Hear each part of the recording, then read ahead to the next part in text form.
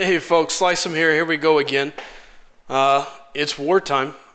Well, I got Alliance War to take care of along with Alliance Quest, and on top of it, gonna have to start that Venom grind back up. Again, I don't see Venom going for very much, but who knows? Time will tell. Got my guest superstar here today. That's Pacey. That's the kid's iPad you get to see come live every so often. So he wanted to hang out and be part of the broadcast. So I told him deal, but he had to be quiet to a degree. So he wanted to see what it was all about. So here we go. Hey, what's up, Anthony? How's it going, bud? All right. Well, let's get this thing rocking and get this over with. So first things first. Going to go ahead and jump in, see what's going on in the Alliance War. I know I've got to take care of the Thorns Path. And speaking of, hey, how's it going, Master Gamer? Yeah, how about that, Anthony? I told you.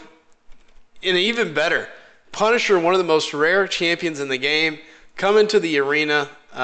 You might as well. Do you just want to start counting the subscribers you got to get me now, or how do you want to go about that, Anthony? Because you are toast. You know that, right? It is not going to look good for you. So, give me 1 second here.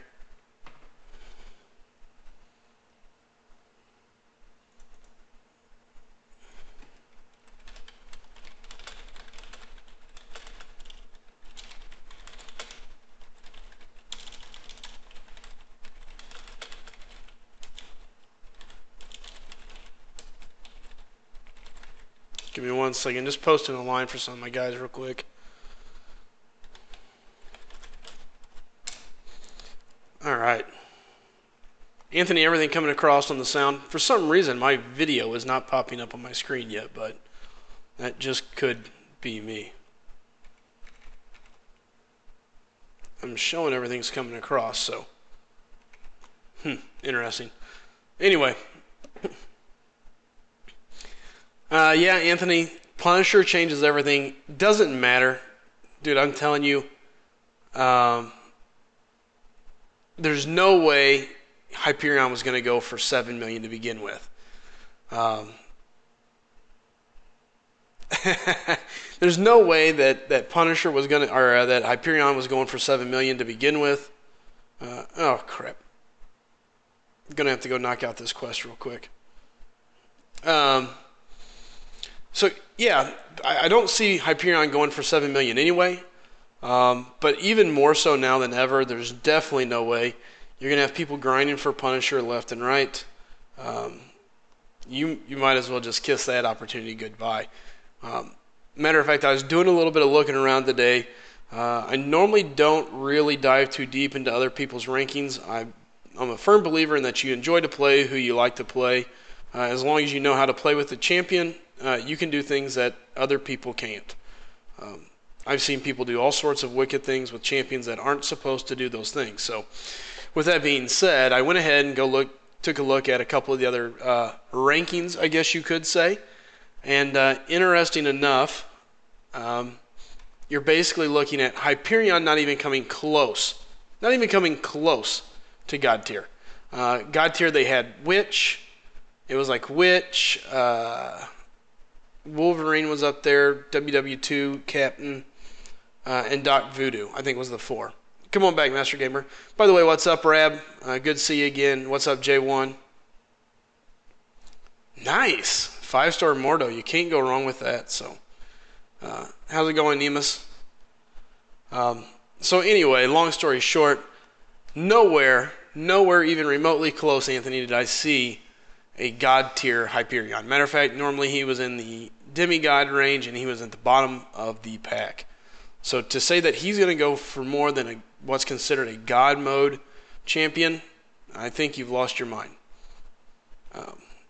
But hey, that's okay. It's going to give me some subscribers, and for that I'm pretty excited about. So, yep, horrible play there. I forgot I was in the middle of this quest before I was going to go do Thorns, so now I got to clean this up real quick. Ouch. Rab, IP, Iron Patriot? Ugh. That is not the guy you want to pull as your first 5-star. Not at all. That J1, that's disgusting. To be able to pull Ultron, Star-Lord, and Mordo.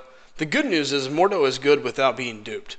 You don't have to have Mordo to be duped to be good, so that saves a lot of time, a lot of effort, and makes him useful. Ultron's nice anyways, the absorption is handy, but Star-Lord to really be good, you got to dupe him, so there's the tough task, I guess you could say now.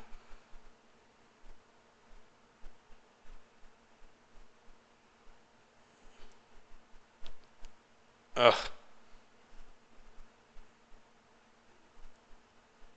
And that should be all she wrote for Miles.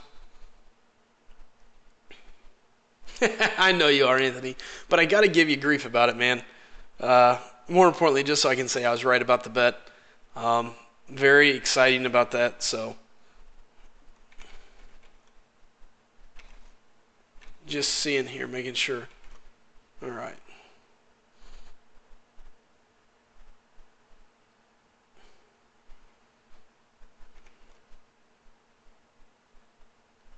I didn't see your Ultron Twitter. What did you? I'll have to go look it up here in a few. Rab, here's been my 5-star so far. I've got I've got Hawkeye, Juggernaut, and Magneto. Now, granted, all of them are decent champions if you can dupe them. And even Hawkeye, he's useful. But Magneto, those guys, Jugs, got to be duped to be good, so. Unreal, Jay. I'd love to have that many 5-stars. Quit the game for a long time, so whenever I was out, I definitely lost a lot of ground, so. Yeah, and that's what I was pointing out earlier in the week. We were discussing, just discussing the game in general, discussing the 5-star crystal, and just how bad it waters down the crystal. To me, the 5-star crystal is nowhere near what it used to be, and now it's just kind of like, ugh. It forces you to a degree to have to go after, Spider-Man's toast. It kind of forces you to go after the premium champions or the featured champion. You have to. If you don't, you're toast. So, because you're never going to have a chance to dupe them. You got to save up, 3 to 5 crystals? I mean, you got a 20% shot. So if you plan on being super lucky, you could say, okay, I can do it with 3. If not, all of a sudden you're hoping and praying that you come through on that. Reb, I'm saving for featured. There's no way around it. To me, it doesn't make sense anymore to go through the regular 5-star crystal. You just don't get. Your odds are just too bad, I guess. It was one thing whenever it was just good champions in there, but now it's not. Now you got all these extra champs. And that's what I get for trying to move too soon. Poison's going to kill him off. All right, man. Not a problem, Anthony. We'll be here, bud. But, Reb, my whole point with the 5-star crystal is nowadays you have to go for it. You have to go for the feature, because if not, you're never going to be able to dupe them. There's just going to be too much stuff in the 5-star crystal. It's not like you're getting a 5-star crystal every day. So it makes it very difficult to expect to dupe anything. And let's be honest, without a dupe, so many champions are nowhere near what they need to be. And there's the neurotoxin, so Gambit's already... Oh, that's not good. Gambit was hurting in a bad way. But still got a good upper hand on him. That should turn into another one, and he's going to be toasted now. Just watch it melt. I absolutely love Archangel as an attacker. So disgusting. The way the bleeds and the poison stack turn into neurotoxin. It's just a great thing to watch happen. So. And there's the lovely rewards, the new signature stones that are out this week. So guys, if you haven't been keeping up, signature stones are part of the fragment, the daily proving ground. So make sure you pay attention, take advantage of that, and gather them up. If you got a champ that's kind of on that borderline, you're definitely going to be able to increase some of your champions and put them to good use. All right, now back to this war that I said I was going to do.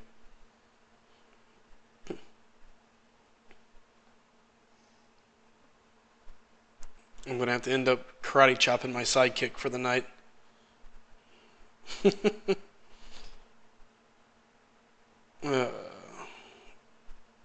You know what, I guess I should look and see what they've got as a boss here. Rhino. Interesting.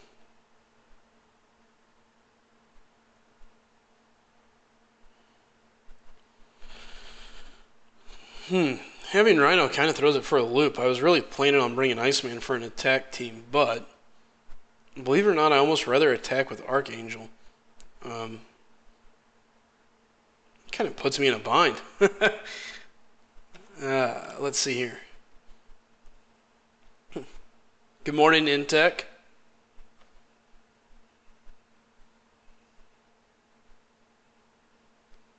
Alright.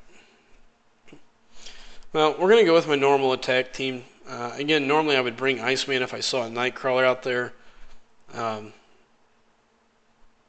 Even if I do run into a Nightcrawler early on in any of these nodes, the nice thing is Archangel can pretty well nullify him because of the neurotoxins, so that at least gives me that. So.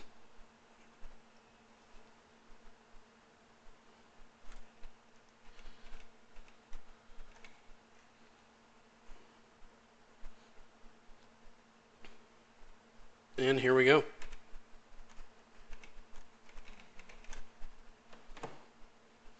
All right, 1 second here.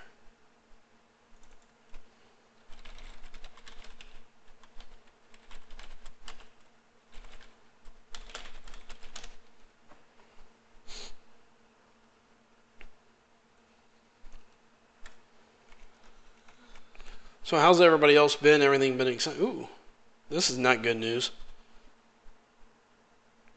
Don't like seeing somebody that can't bleed and poison immune. And this is going to end up killing my Archangel in one swoop. That is nasty.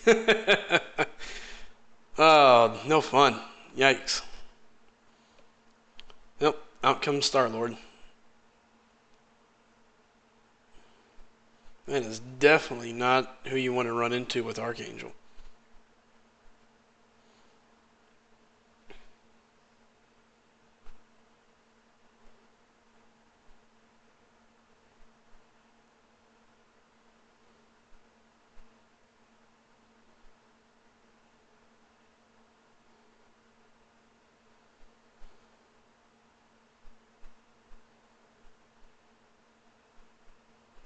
Alright, got him to miss.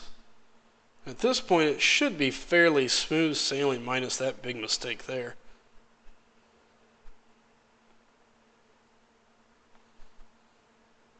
A lot more health gone than I really wanted. I mean, me neither, Nimbus, and it kind of threw me for a loop. Normally you see somebody totally different than that, but oh well. Kind of really threw my game plan off, but normally I can run Archangel the first 2 nodes bare minimum, so this is the armors, so gonna have to have Star-Lord make it out at least to the Thorns node. What the? These are all champs I absolutely hate fighting, especially when it comes to Black Panther.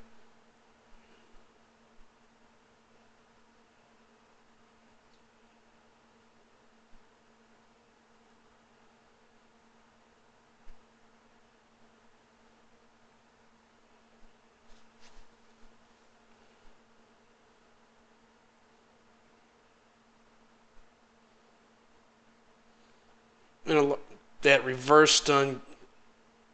Oh, you gotta be kidding me.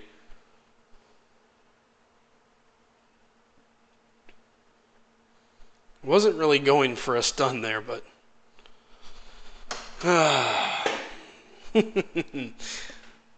This is not ideal at all. Black Panther is not one of my favorites to fight, but... I hate fighting him, Rab. The good news is I gotta get past him and one more node, and I should be, at least my job here is done.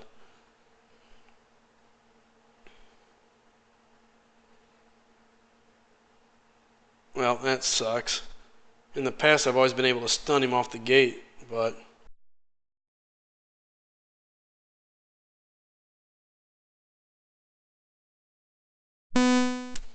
And of course my mic would die mid-fight.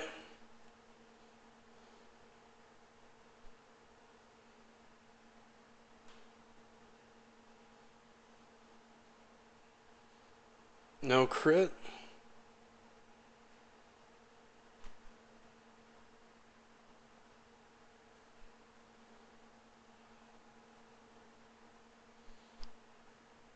Yeah. Working him down.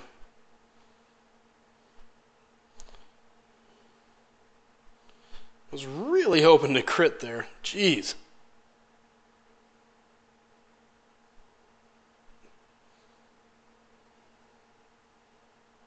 Ugh. Jeez. Absolutely hate that fight. Absolutely hate it. Definitely no fun. Such a pain. Not to mention they've had very good, very high champs on these nodes, so...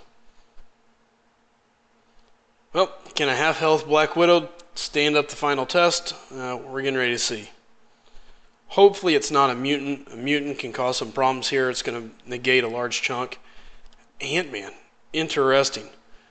Of all the champions that I just fought, to put Ant-Man on Thorns just doesn't seem to make much sense to me. Now, mind you, I'm just... From my casual observation, it makes no sense why you would put a science champ on this node.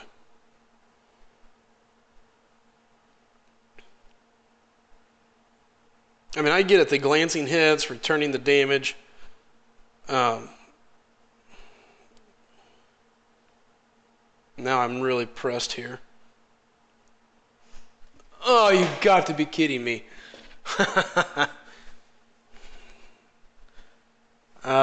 That sucks. I'm going to have to come up just for that.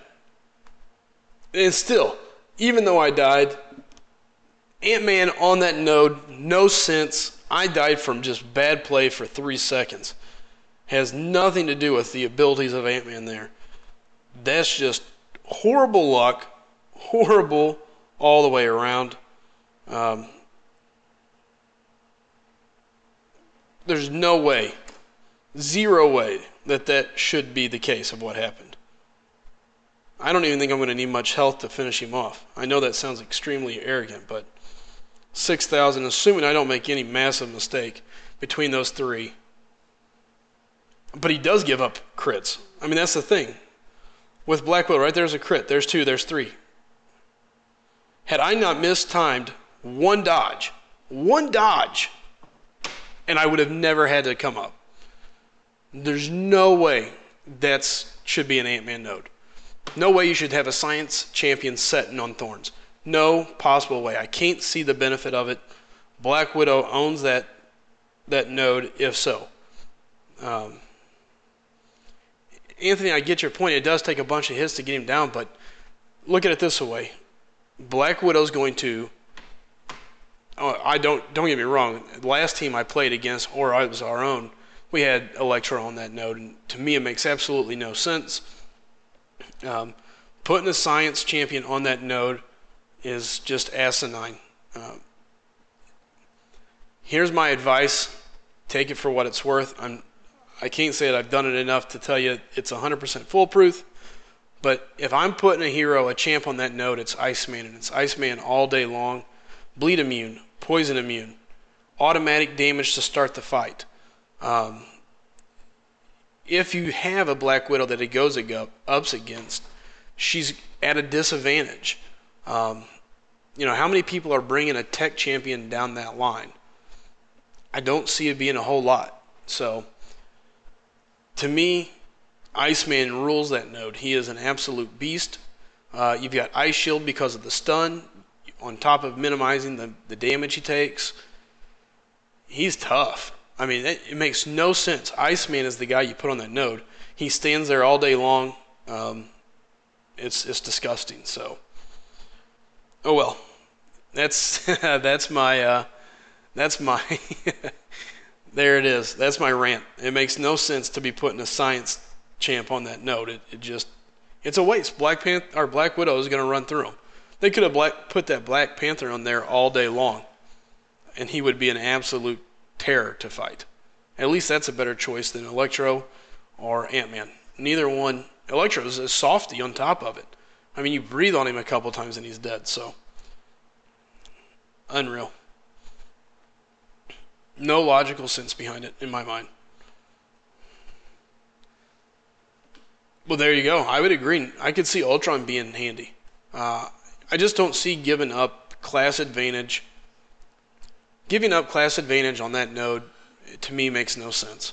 It just seems asinine. You're just giving them the easiest victory possible.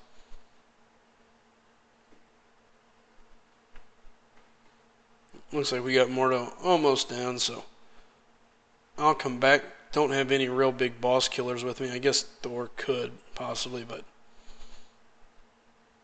in the meantime, I'll go ahead and start hitting this. Oh, Electro's a massive glass cannon. Big time. But, oh well. At this point, I'll go ahead and start my arena out and see, I agree. Electro, yes, he deals double damage. Whoop-de-doo. You know how much damage he does to a Black Widow that's good? Hardly any. Instead, he just gets punched in the face, and he gets to smile about it.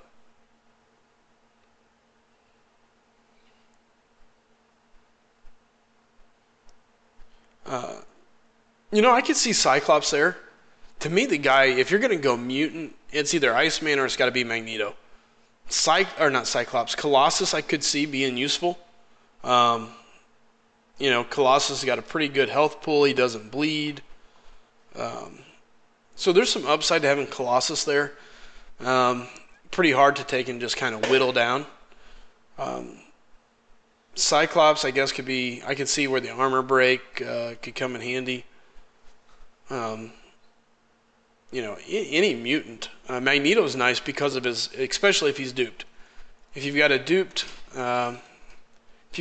Magneto, his signature ability to reduce the amount of damage he takes is quite massive, and definitely comes in handy. So, to me, those are the guys you put there. And I still say, by leaps and bounds, Iceman is the champ to put there. You can set Iceman there, and he is going to sit there and just soak hits and goes to town.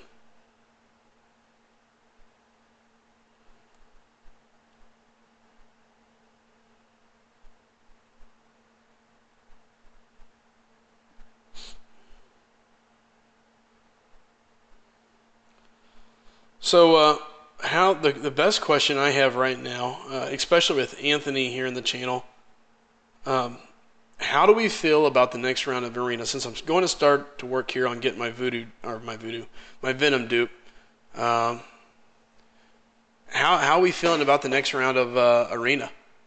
Going to have Punisher, and you're going to have Hyperion. Now, don't get me wrong, long before I knew who the featured champion was going to be, I was running the hashtag don't buy the hype for Hyperion. Don't get me wrong, good champion, very useful. Don't buy the hype. There's a couple people that, he's good for this, he's good for that. Yeah, he's good, but he's not great. Don't buy the hype. Don't keep the cutoffs where they're supposed to be. Don't run these cutoffs up to the ceiling. There's no reason for it. Hyperion should be a 5 million champion. He's good. He's a great defender. But again, no need to be in the 7 million as I've heard some people say.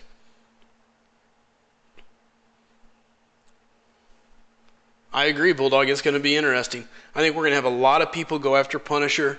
I think it's interesting because I don't think Punisher's going to have a super high ceiling. Anthony, stop the hype. Stop the hype. Stop it now. See, here's the thing. I don't think Punisher will have this huge. I don't think Punisher is going to have this huge cutoff. I think you're going to have a lot of people go for him. And I think it's going to kind of help keep it down a little bit. Bulldog, whose team are you on here?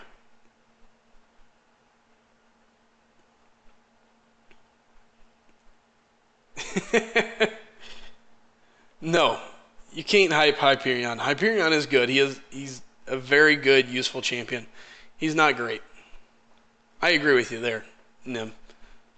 All day long, #1 champ, Star-Lord. If you can, here, let me say this. If you can put a combo together, any at all, if you can put a combo together, any at all, Star-Lord is your champ, all day long. Stop it. You aren't a real player if you don't have Hyperion. Plenty of really good players probably don't have Hyperion. And they don't have to have him. Good. That's because all the YouTubers are afraid. And what they want to do is they want to run that hype meter up. They don't want anybody to miss the cutoff by a little bit because they're afraid they're going to hurt one of their viewers' feelings. I'm telling you, 5.253 million. I remember, Bulldog. Don't worry, Anthony's got the same bet going on. If he beats Voodoo, good, great. It's not happening, though. You might as well just go ahead and start sending people my way. You're good. Let them build the hype. At the end of the day, man, Hyperion is a great champion. He's not going to be pulling down those kind of numbers. Oops. Yeah, that doesn't really matter.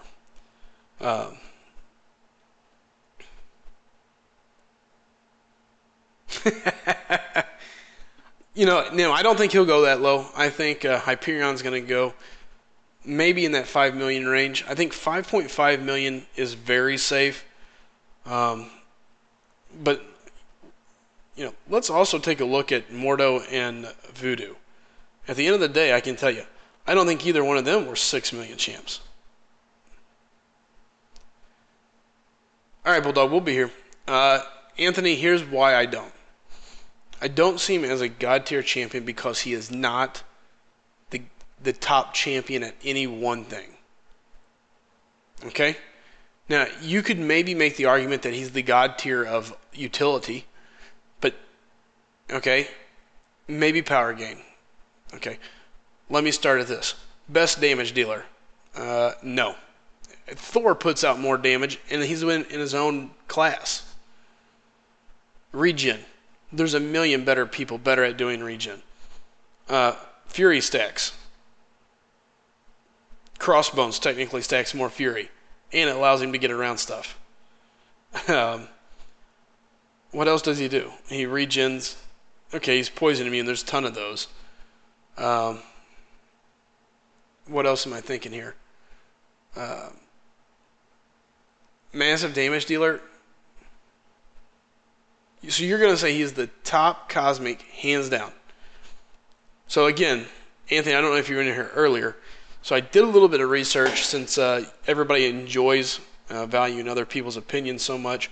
So I went and looked at Seaton's rankings.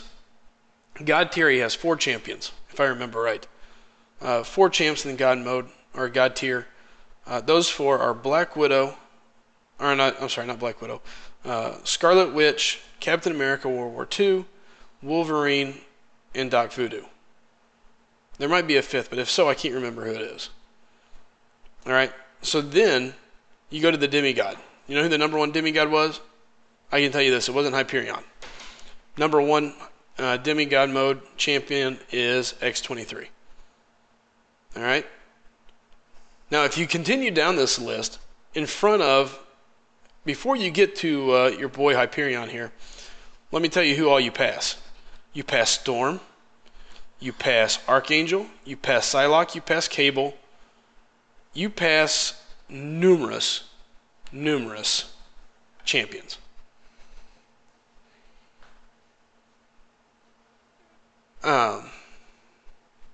Exactly. So, Anthony, right there, you answer yourself. He's not God tier. He's a demigod. And yes, if I'm going to take one damage dealer and I'm going to put it up, Thor or Hyperion, and my goal is just to kill the person I'm fighting as quickly as possible, give me Thor. And here's why. Thor's L2, you're more than likely going to stun him and finish it right there. If not, L3 on Thor, and it's game over. You might as well go ahead and count the other person down. It's a no-brainer.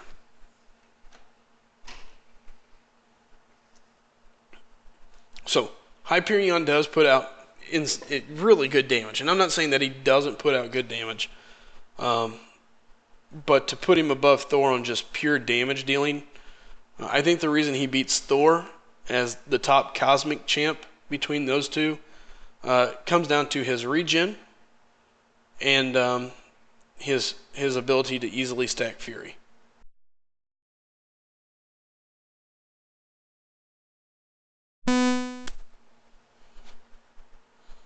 Sorry about that. Might cut out for a second, but so he can put out some serious damage. And don't get me wrong, I absolutely love playing with my Hyperion. He's fun, he's good, but at the end of the day, he's exactly just that. He's a great utility player, God mode of utility, but not the best damage dealer, not the best regen, not the best in any single category.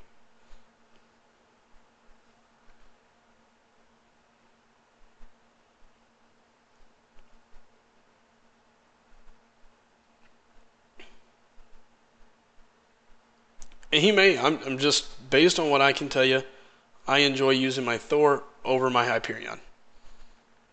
And I have them both. They're both duped. They're both very, very dangerous. Every time you pick.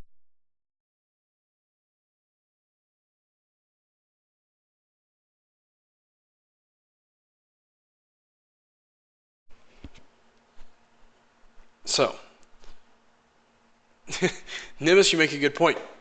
Phoenix stacks all sorts of crazy buffs and has regen. Do you put her into God mode? Now I can tell you, I think she's an absolute beast when used right, but still, I still take Thor and Hyperion over her all day long.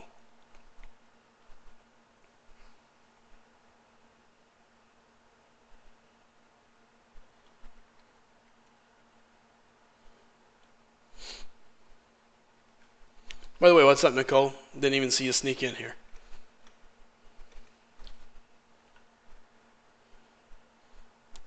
So we'll see. I definitely think Punisher being the feature champion is definitely going to pull some people away from Hyperion. I'm even halfway tempted to go after him. And I know I'm not going to be able to put up the points, but I kind of want to try.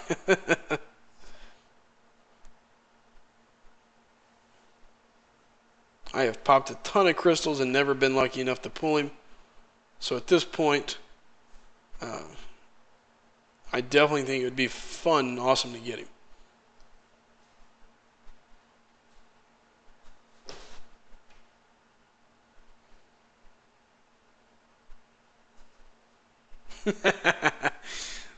Anthony.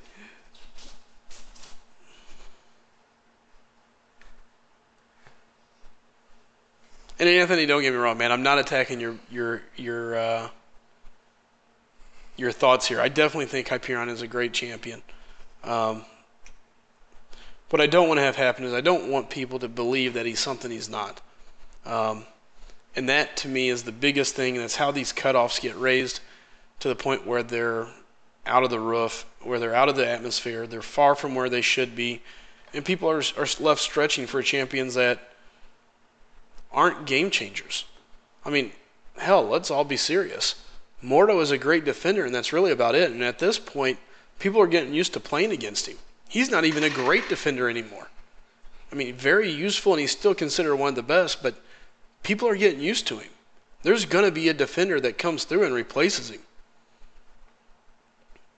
And everybody just grinded almost $6 million for that? For a defender, for a guy you place in a slot and let him sit there? He comes to the 5-star shard a week later. You know, I mean, now you can go get a 5-star. You can go get a 5-star Mordo, and not even be a top tier player. Joe Schmo can save up enough shards, spin a 5-star crystal, and get lucky.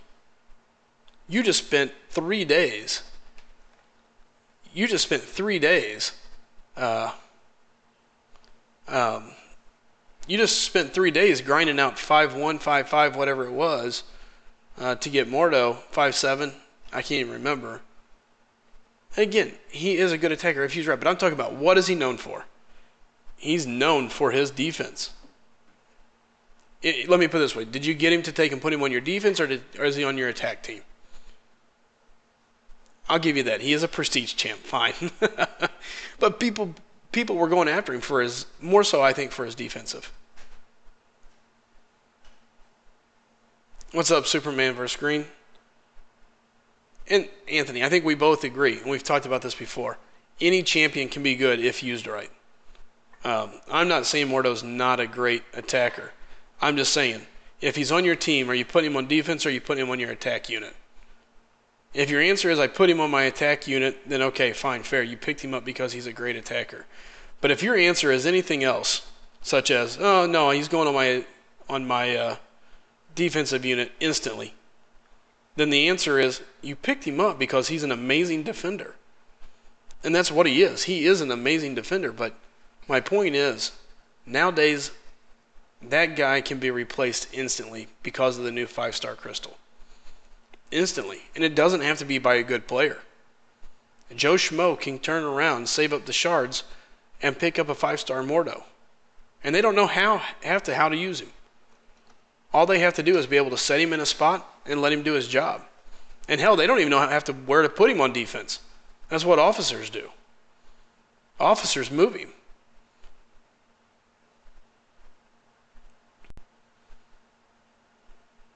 Yeah, again, what I'm saying may not be popular, but it's the truth. And if it's not, well, maybe I'm crazy. I guess that's the case.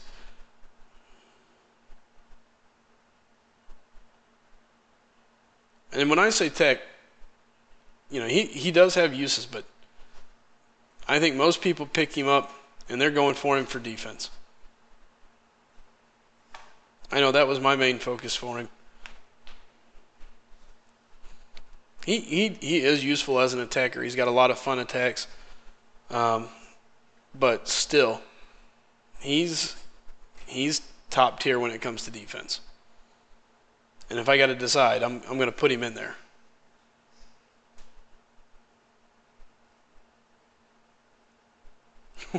I don't disagree with you there, Nimbus. Believe me. I see it quite often where you see people put, I mean, heck, we just watched me on an Alliance War. I just fought Ant-Man on the Thorns node. Last week there was an Electro, I believe, that I saw on a Thorns node.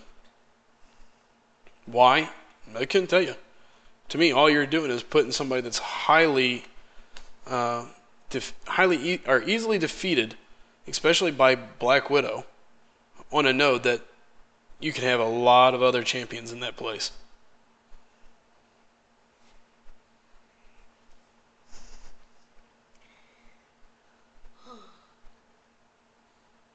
Sure. Anthony, don't get me wrong. I agree there's a lot of uses to Mordo. But all I'm saying is be honest about what his main job is. What is his main focus? To the average player, because let me get this straight. His number didn't run all the way up to 5.1 million or whatever it was.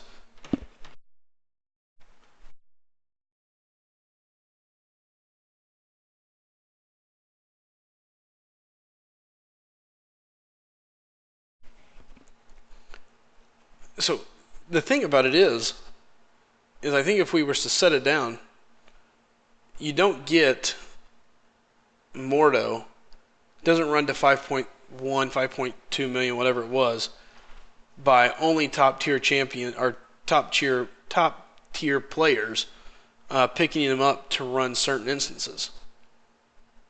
That's your average guys, people going after him so they can slap him in on defense. That's my opinion. I could be wrong, but I can tell you see a lot more Mortos on defense now than you did before. So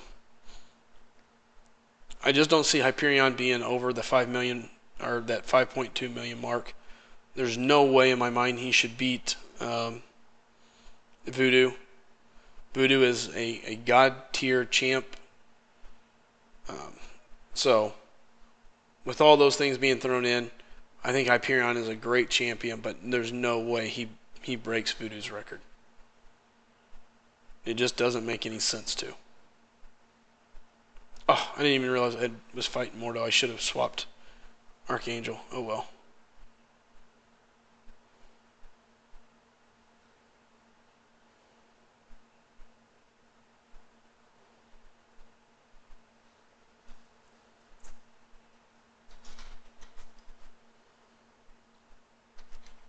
Hold on 1 second.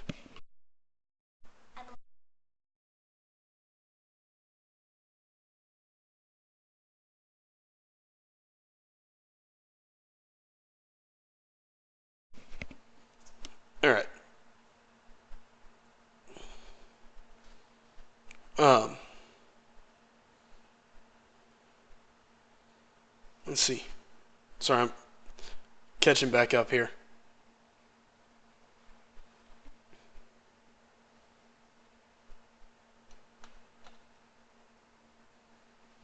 No, I agree, Nemesis. Depending on what tier of war you're in, Mordo definitely has a lot more weight.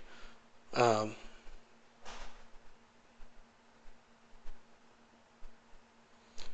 and Anthony, I agree with you. That's a huge part of the game that I think you and I both agree on.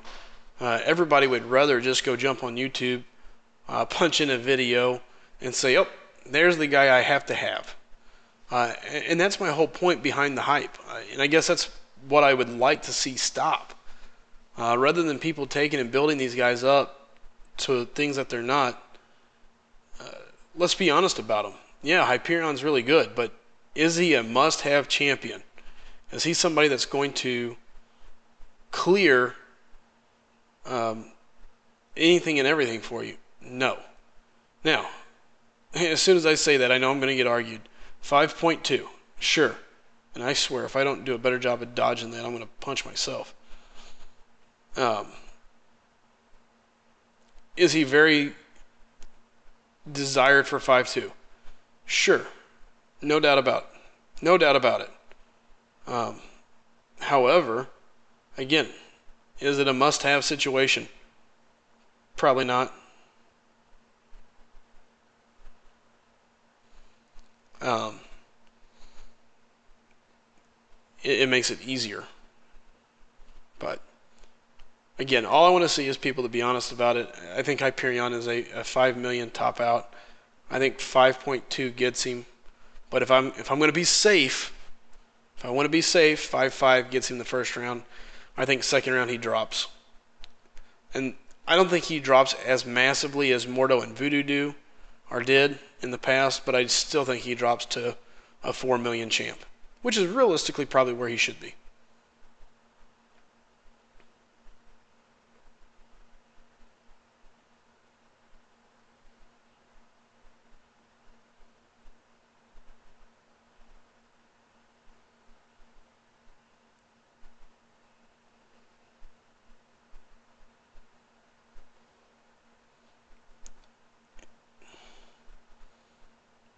think he's useful for those. I don't know that he's a must-have for those, for all of them. I'm doing Act 4 without him. He's not in my lineup. You can do Act 4. Act 4 is very easily clearable with just Scarlet Witch. Still. Give me Scarlet Witch. I'll take Witch over Hyperion all day long. She'll blow through it. You don't have to have Hyperion. I think Thor could probably still clear a large chunk of it. The lack of regen hurts him, but we'll see. Venompool is a very underestimated champion. It's a shame he's as underestimated as he is. And what sucks for me is I didn't really start messing with the arena up until I guess it was probably Magic. I said, okay, I definitely want to get Magic, so I started grinding for Magic, and after that it became nonstop. Anthony, I don't disagree, man. I think what you're doing is you're looking into it a little too deep. I'm not saying that Hyperion doesn't have uses. He's got tons of uses. But I can name a million champions that are great for Safeguard. Anybody with a bleed. Iceman's great. You can make that argument for a lot of champions. I'm just saying, have to beat something. Hyperion doesn't fit the mold. You don't have to have him. Act 5, 5-2 is where he's really become super useful. And again, that's from hearsay. I haven't even done it myself, so I can't even speak on my own knowledge of that.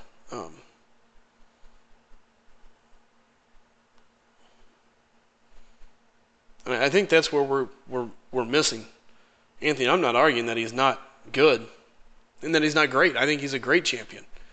I just don't think he's a top scoring champion that there should be. So you mean to tell me you'd rather have Hyperion over Dr. Voodoo?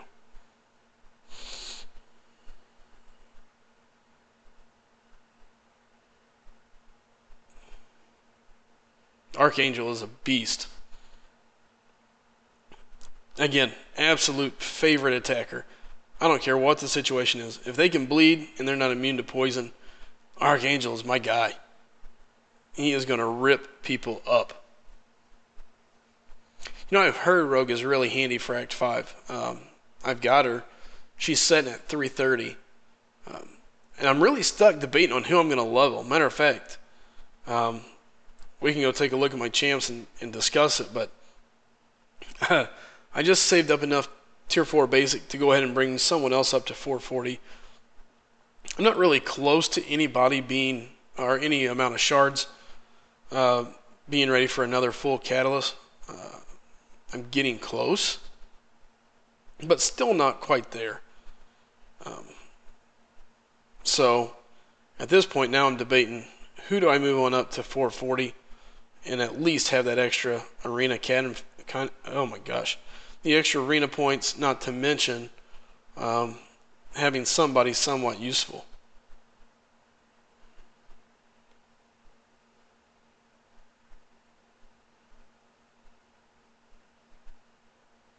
Oh yeah, no. Star-Lord is still, to me, Star-Lord is still King Ding. You can't touch him. If you can put up any kind of combo meter at all, Star-Lord's your boy. I mean, he mows through stuff. So handy. So I thought about that thought about taking Rogue up. I use her in Alliance Quest quite a bit just because she is great for being able to stabilize herself, minimizing the buffs, or the debuffs I should say, the heals, the crits. But I have such a problem with having too many mutants in my mind. Like, I'm going to have mutants for days waiting on class catalyst. Because at this point, I've got Nightcrawler at 440, Archangel 440. So then you'd be setting on Rogue at 440. And, to be quite honest, I got to look at Wolverine as well. So, I mean, I'm realistically setting on 5 mutants that I could easily take. to 550. Or want to take, I should say.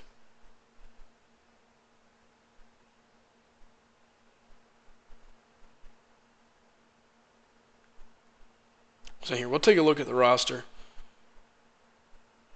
At this point, I'm just killing time a little bit.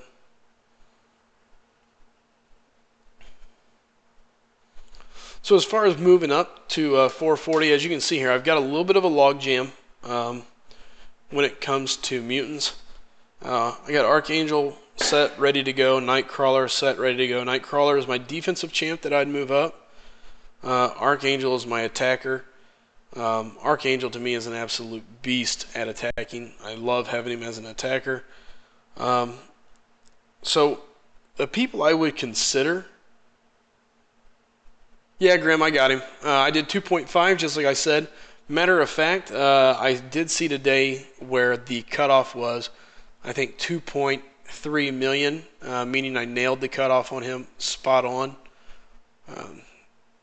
So Anthony and Bulldog should be getting nervous with their bet with me, because I'm definitely looking pretty good.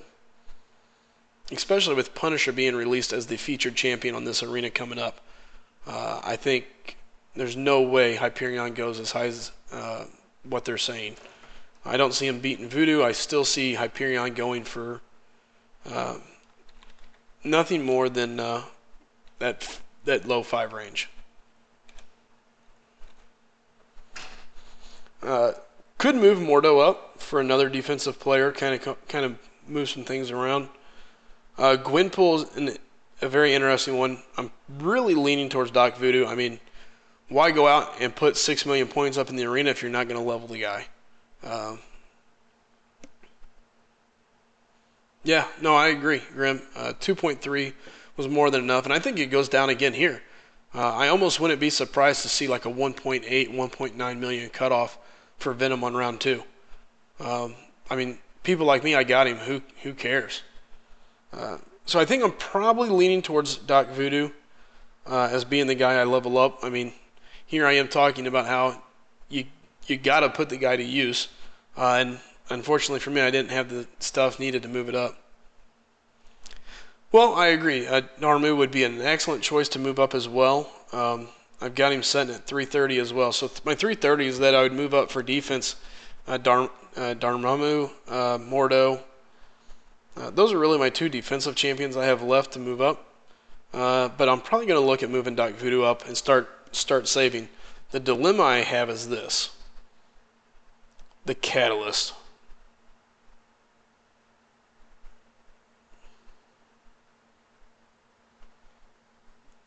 I am about toasted. Getting close to having that first Cosmic champ able to go. As you can tell, my mutant, I just recently leveled Iceman up.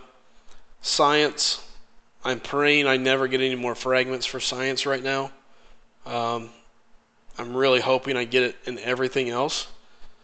Skill is another one that I'm looking at, and I'm really hoping I don't get any more. Gwenpool would be interesting to move up, but it's, again, not somebody that's a necessity. Tech is interesting because I do like Nebula. I think she's a lot of fun, especially as attackers. So at this point, for me, the Mystic and the Cosmic are the 2 that I'd really like to see myself pull some more of. Mystic mainly being because I've got a ton of Mystic champs that still got to go up. I got Dorm that's got to go up, Mordu that's got to go up, Doc Voodoo needs to go up. So I've got a lot of Mystics still hanging out there that's just got to move up. So I think the smart move, moving up to 440, is definitely going to be Doc Voodoo. I do have an Awakening gem for him, and I'm really weird about stuff like that because I'm a pack rat to a degree. I'm always afraid to put him on a champ and then regret it. But if you take a look, I got a 4-star generic Awakening Crystal or gem, a 4-star Science, a 4-star Tech, and a 4-star Mutant. So I got my fair share of Awakening gems still. Not to mention I still get another whenever I finish up 100% of Act 4. So at this point, I don't think it's going to hurt to go ahead and awaken Doc Voodoo and really unleash him. I forgot to grab my water, so I got what's left of mine from yesterday. Ugh.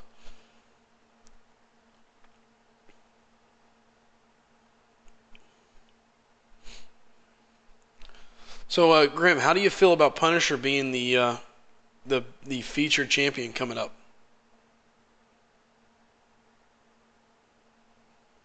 Because to me, I think it's a very unique, interesting deal. I don't see people grinding an insane amount of points for him, but I see a lot of people going for him, which makes me very curious on exactly where he's going to end up.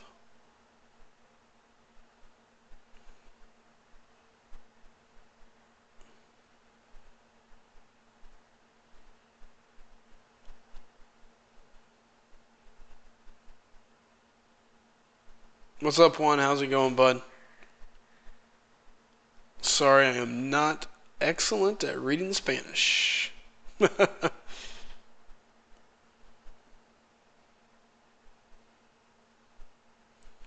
Though I can tell there's hello. I think that's crazy. And Iceman I can definitely make out.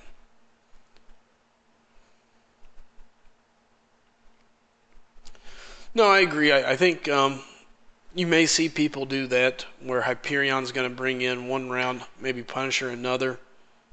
Um, who knows? I just don't see. I mean, Grim, what's your prediction on Hyperion? Where do you think it ends? What do you think the cutoff is? Um, we've been having a fairly heavy debate about him. I'd be curious to see what your thoughts are.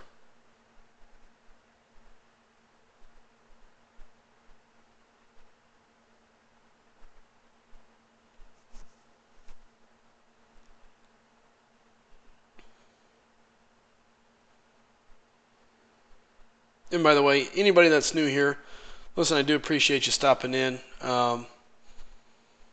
Do me a favor, if you're new, go ahead and hit that subscribe button. Come in, hang out anytime you want. Just kind of starting to get this thing growing, so any new subscribers I can get, I do appreciate.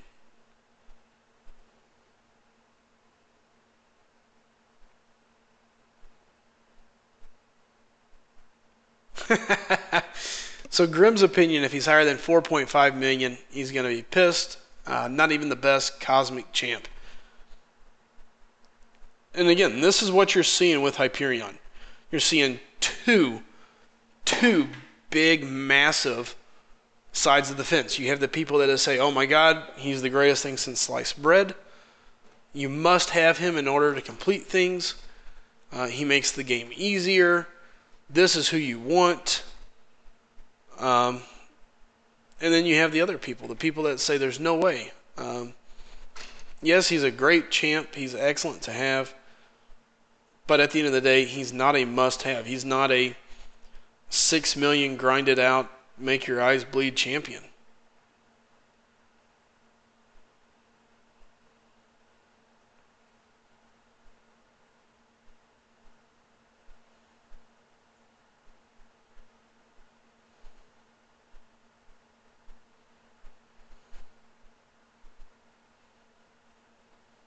Come on, just throw it.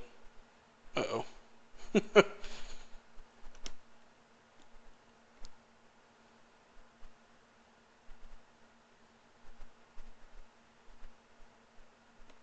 Ugh. Oh, well, thank you. Thank you, Juan. I appreciate it, man. And again, welcome to the channel. I don't think I've seen you here before, so if you are new, man, do me a favor, hit that subscribe button. Come hang out anytime you want. If you have been here before, I apologize that I missed you, man. Again, I do try to keep track of anybody that comes in and hangs out and, to a pretty good basis. So I'm starting to worry that I made Anthony mad that he ran away. Anthony, are you still out there, man?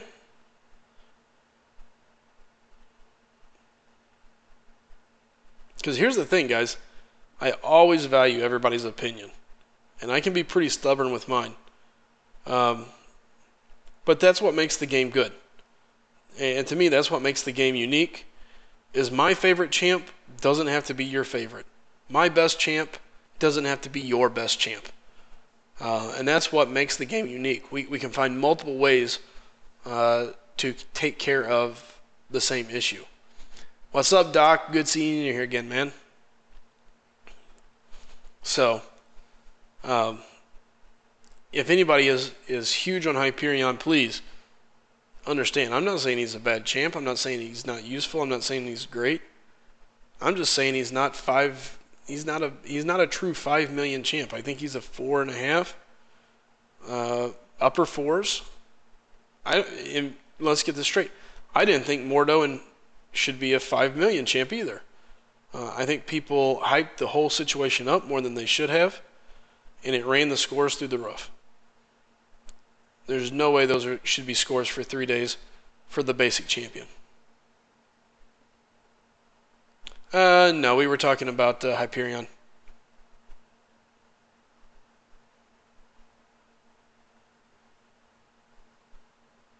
And while I think Hyperion is an amazing champ, he's definitely useful, definitely very good to have. Excuse me. I just don't see. I don't see him beating Voodoo's record. It just shouldn't happen. And if it does, it does. Hey, look, I have no problem saying I'm wrong. But at the end of the day, I don't see how he should beat Voodoo's record. Doc, you're really mad because of a Voodoo in progress? Is my stream saying in progress, or are you doing something different that I'm missing? Hassan Nebula, 5 million champ? I don't know about that. I think I like Nebula. She's definitely a fun champion to play, but 5 million seems a little strong for her.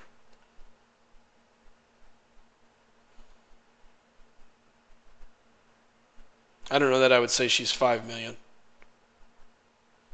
Here, let me put it this way. In my opinion, there's very few champions that should be 5 million. And if Scarlet Witch was to ever hit the arena, I think she breaks the bank, of course. I think we all can agree on that.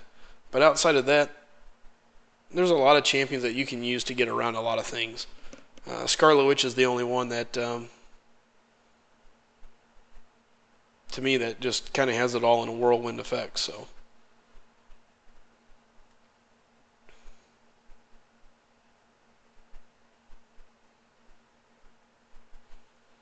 No, and I agree, Grim. I'm assuming you kind of went back and looked at our discussion earlier. Mordo, and I'm not saying he's not a good offensive player, but that's not what people go for him for. The average player doesn't look at Mordo and go, man, I can't wait to use him against Civil War Black Panther. No, they look at him and go, ooh, I got Mordo. Look at what I got, guys. They go run. They tell their alliance, hey, look at what I got for our defense. Yay! And they slap him in there. It's an instant plug and play.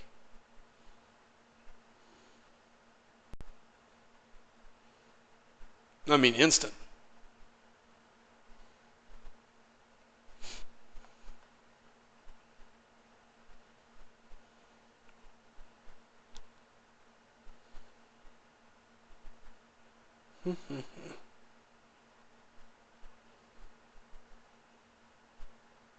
Ugh, I'm gonna dread fighting that Nightcrawler. Hey, what's up, Raven? How's it going, man? Good to see you.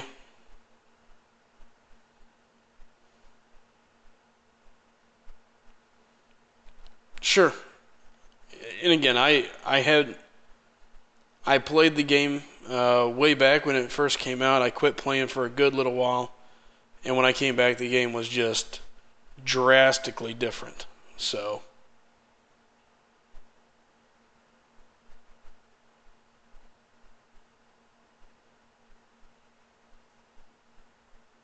There was a ton of champions I missed out on.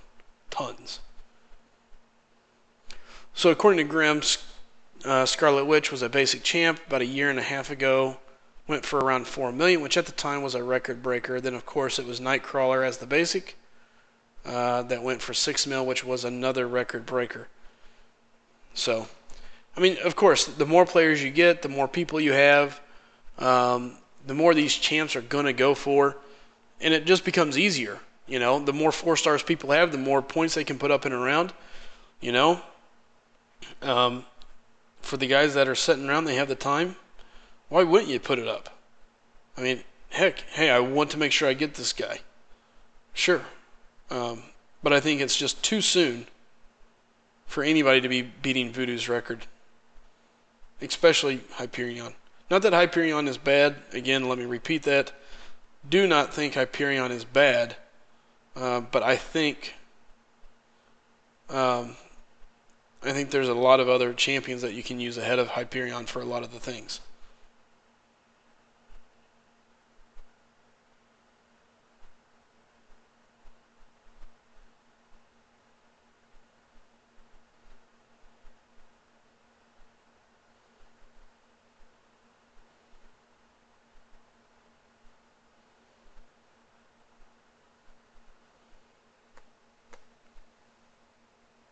Ah, there's Chid. How you doing, man?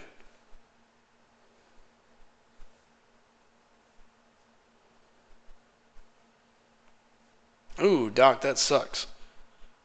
Yeah, I had a little bit of an issue with some of my video equipment, or not really equipment, one of my video programs, probably about 3 weeks ago. So at this point, I say, yeah, screw it. I'm going to stream and be done with it. Though I do need to get a couple new videos out. Uh-oh. Get to yapping and forget to watch the fight. Oh. Apparently airplane mode will still let me get the news. So that's good to know.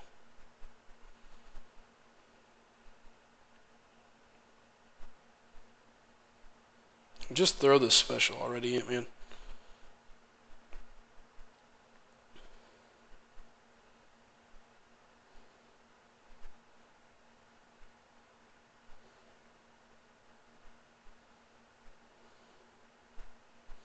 Screw it. Take the consequence of the 3.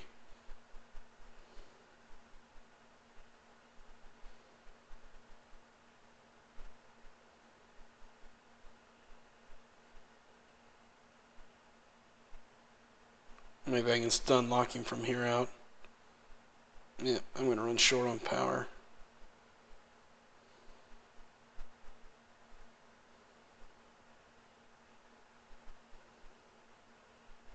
There.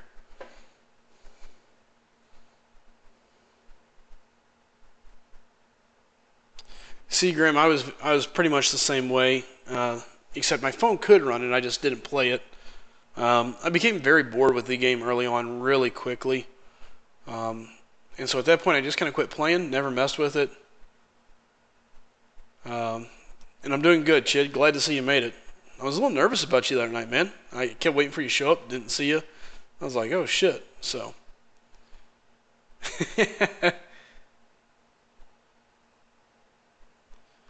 Nice, Doc. I've got a couple beginner guides up as well, and it's really tough to do a beginner's guide without really going super deep and going a long time. I found myself rushing myself quite often, just because I know if I'm a beginner and I'm starting to watch a video, my attention span's probably 5-10 minutes max, which that's part of my own problem anyway. um, Unfortunately for me, Grim, I've got caught up, but it's been at the expense of my pocketbook. I've definitely spent my fair share, but a large chunk of that was me chasing heroes that I definitely wanted. And not because I thought they were just God mode characters, but because I just wanted them. Like I've said in some of my previous post videos, I'm a huge I'm a huge X-Men fan. So shortly after I came back is whenever they did Archangel, Psylocke, Cable, all these guys, and I'm like, oh man, Iceman, I gotta have all these guys. So yeah, kind of hurt. Where am I at on this streak?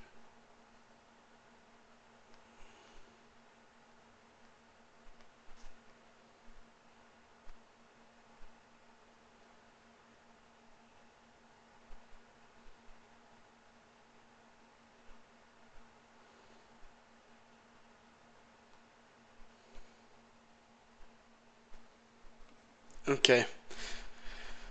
I've never really watched much anime, so you both have got me beat. I have no idea who any or what any of that is, so. Yep. And by the way, guys, I see I got 16 people in here. Obviously, just a couple of us in here talking, but listen, if any of you guys are new, do me a favor, go ahead and hit that subscribe button. Come hang out anytime. Feel free to chat. We love discussing ideas, topics, whatever it is. So don't hesitate.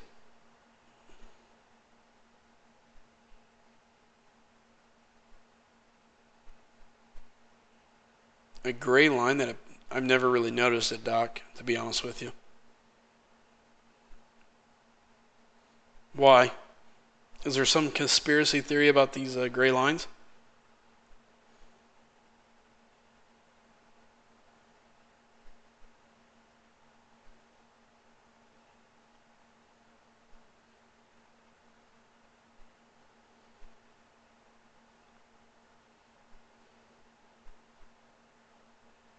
Whew, I got lucky on that limbo.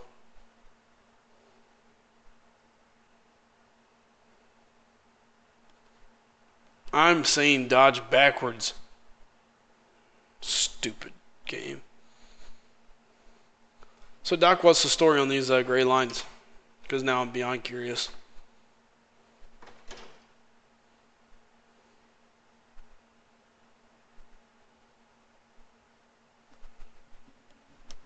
Ooh, my head was itching.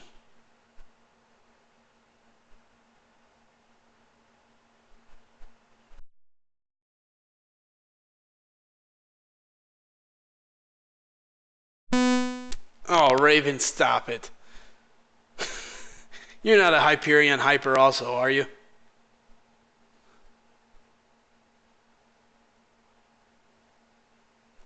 Hyperion 5.2, I think, is the cutoff. Don't buy the hype. Keep the cutoff right. Come on. Everybody should be saying it. It should be all over. It's going to be the first thing that I've ever contributed to Twitter, as I am new to Twitter, but still, if there's one thing I can hopefully bring to it, I hope they learn that don't buy the hype, keep the cutoff right. That's what it all runs down to, guys. No reason to run this Hyperion hype up. Great player, great champion. Definitely want him on your roster, but there's no way everybody should grind him up to 6 million. Let's all be smart about it. Go to that 5 range. You're safe. You should be safe in the 5 million range. I think 5.5 is there. And Grim, I could even go as far as saying he is very good. I enjoy playing with him. I enjoy using my Hyperion. He's definitely got a lot of fun uses. But I still think Thor hits a little harder. I like Thor's armor break. I like Thor's stun. And if you can get into your L2 or your L3 with Thor, you might as well say it's game over, because it's pretty well ball game. There's not much they can do at that point. And even though I don't think Winter Soldier can kill me here with an L3, hopefully I can get him to throw his stupid L2 here. Come on. Screw it. Let's just hope I can put him down.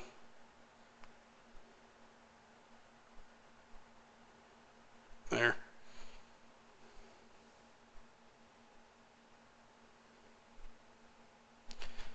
I think I agree with you, Grim. I like Thor. Thor is one of my champs I always use for stuff. Hyperion, though, is a beast in defense. I enjoy putting him on my defensive team. That power gain is ridiculous. So,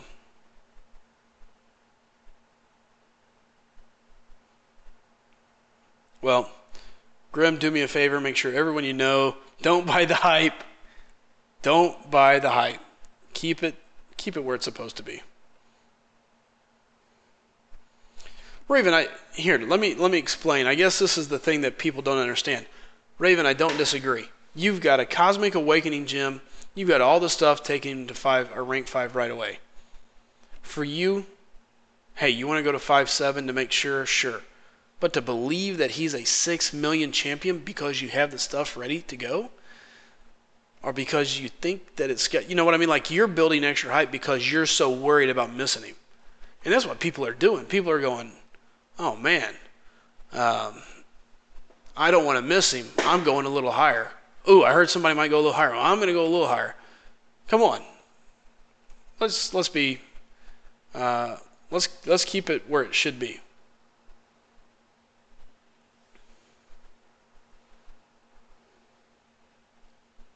There it is, Doc. I totally agree. Matter of fact, go follow me on Twitter. You can support the Don't Buy the Hype hashtag.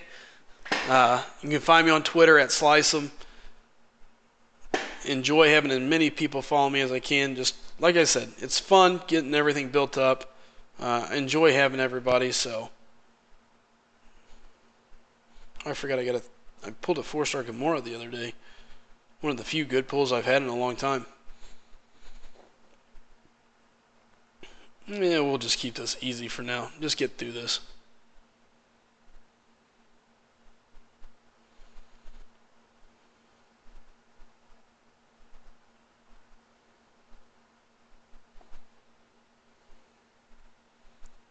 So, I really didn't have a whole lot of plans to do an arena, but there's really not a whole lot else really going on. I guess I need to go ahead and keep working on my master event, or the event master difficulty. Now see, I love how Gamora decides to dodge that. A while ago I couldn't get Magic to do it to save my life. Stupid game.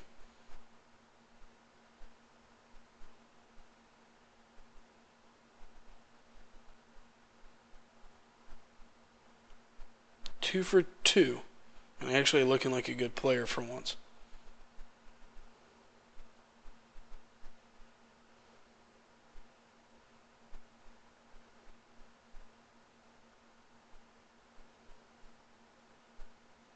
I better get to work on baiting this L2, just in case I get a punch in the face. Like that. Whew. That, my friends, was just pure luck.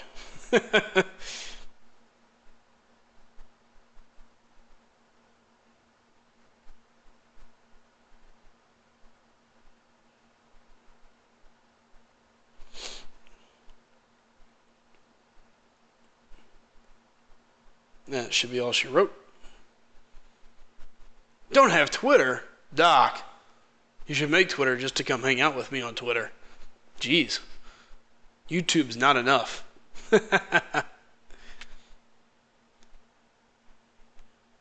Alright, Doc, I'm going to go open a premium crystal just for the sake of science. What's up, Mr. Very Cool? How are you doing today?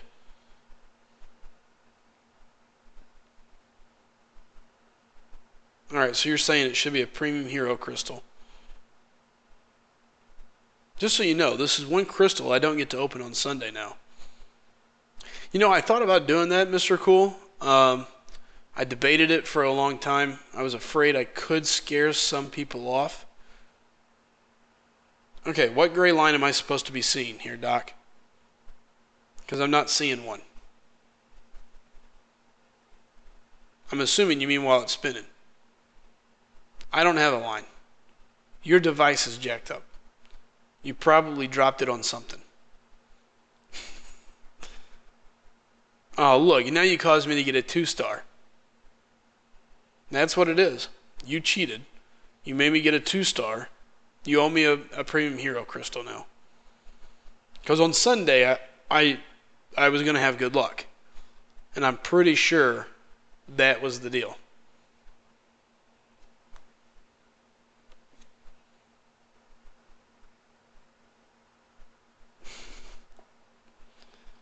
Well, I got ripped off for sure. Gotta make sure I blame him. Leave it to good old Doc, causing me to miss champions. Nah. Yeah, a nice crispy Hulkbuster 2-star. Fresh out of the pack. Ready to go.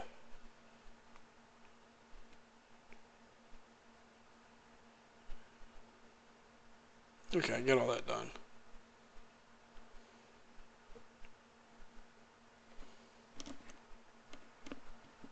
Ooh.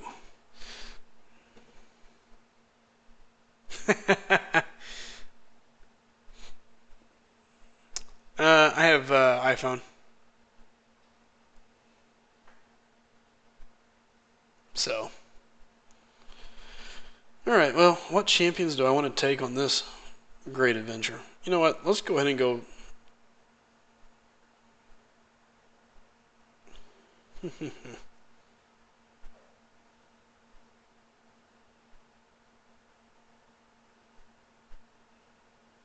Here, I guess we could do the Hawkeye Quake combo.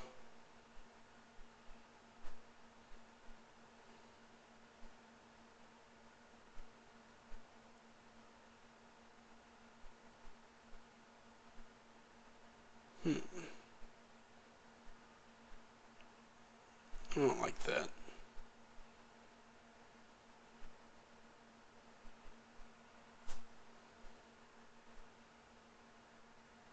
Now I'm really stuck debating on who I want to go with here. Can't remember all of his.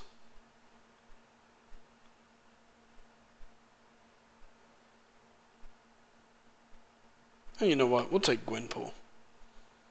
Just for giggles, she's a lot of fun to play. Yeah, we'll do, man.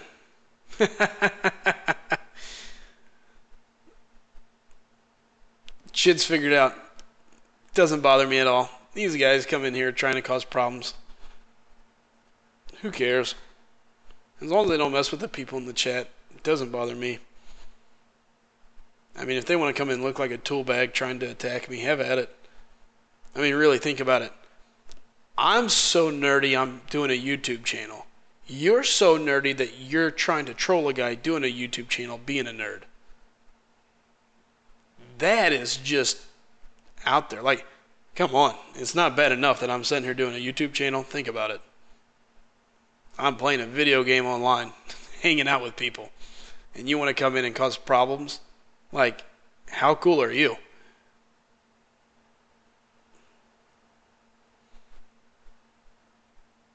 Let that sink in. That's the cool, tough guy that I'm worried about. Yeah, right.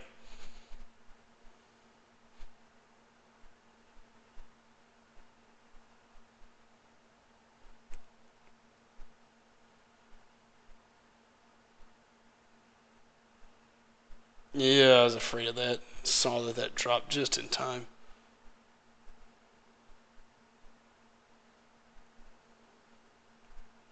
Oh well.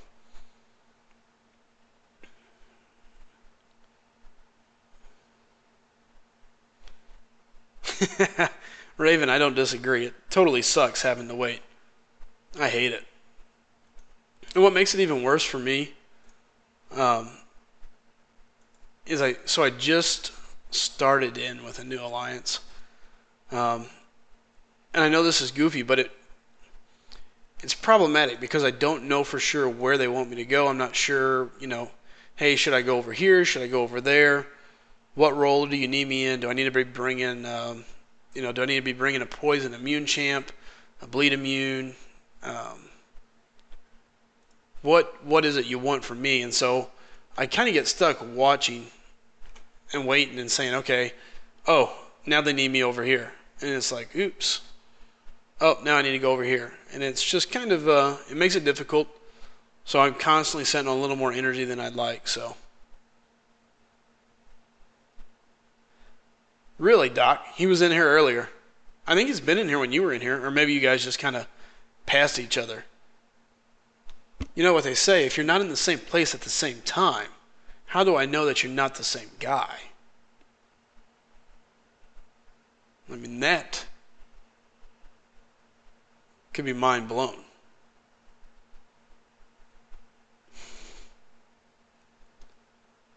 But no. All right, I'll keep my eye out. And again, Doc, here's the thing. As long as he doesn't come in and cause any problems, it doesn't bother me. If he comes in causing problems, he's got to go. I mean, it's just that simple. I don't like anybody impeding the viewing pleasure and the hangout of everyone else. I want this to be a place everybody can come in, hang out, chat, have fun, and discuss things. Can disagree, but still realize that we respect one another. Because I do definitely respect everyone's opinion. Some of you, I think, are maybe a little more crazy than others, but crazy is not a bad thing. You know what I mean?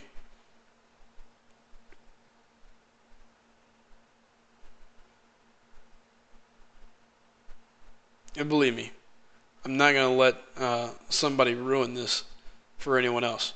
It's just not going to be that way, Doc. So if he comes in, if there's any grief, he gone. Chid's Chid's itching to pull the trigger. And then when Chid's not here, I've got the Bulldog service ramped up and ready to go. You know, my Scarlet Witch would do a lot better if I would block with my hands and not my face.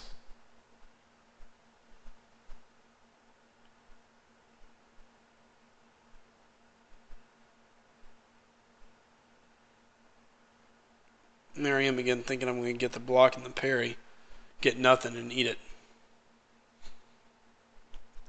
So far he's been in here, all he's said is hi, and that's really been it. But I'll definitely keep an eye out, Doc, and I do appreciate the heads up. Hate when people come in and cause problems. That's the last thing I want, you know. Oh, by the way, Chid, been giving me grief about grabbing my other headset. Ugh. Oh yeah, I went and grabbed it, so just haven't got it all hooked up yet. I've been pulling all my equipment out of my stuff left and right. Still got to grab the last router over at the house, so.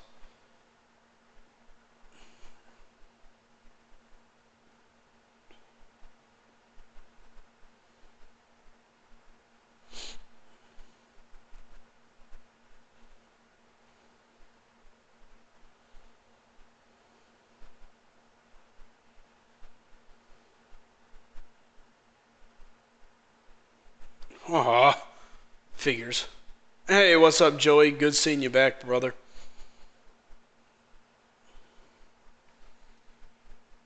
Man, I'm really kind of bothered that. Oh, I know. Scarlet Witch is just an absolute hoss.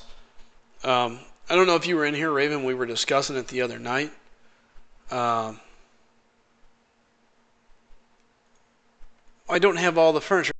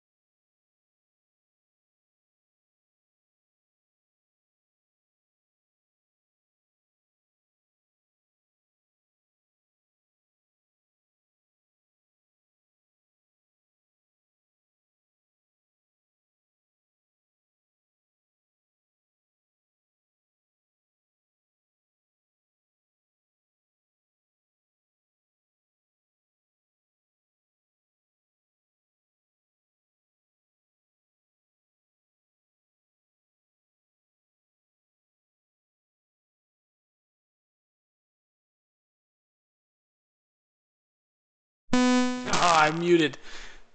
I was just complaining about how Chid sounds like he's got like a direct line to the house. Hey, Chid, I was thinking about it today on YouTube. Why don't you tell Slice'em to go ahead and get the furniture moved in, go get the other couch. You know, there's that chair we need to get moved in as well. Like it's like coming online to like a wife. Hey, Sly. You know, there's a lot of furniture still missing in that studio going on. We're gonna need to get a little more in there. Before long, I'm going to be running out to Best Buy, hanging extra monitors behind me. I'll have a scrolling banner maybe with like updates, just so you guys can watch the scrolling banner back there. Who knows what all Chid has planned. I'm like, hey, Chid, you got any ideas? Yeah, furniture. Thanks, Chid. Hey, Chid, is there any content, that maybe I should think about covering? I'm looking for ideas. What do you think? I'm thinking, did you get that furniture in today? Chid, the furniture will be there. I promise.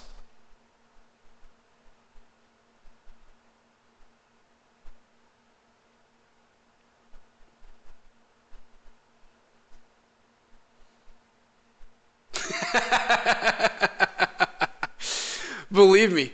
So, okay, when I went and got these two desks, I wish I would have got it. And looking back on it, I'm so mad right now. I'm not so mad, but I'm disappointed in myself.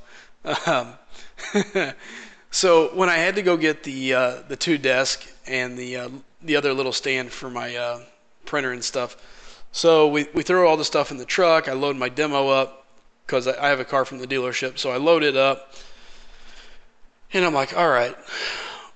Well, we had no straps, so I'm like, all right.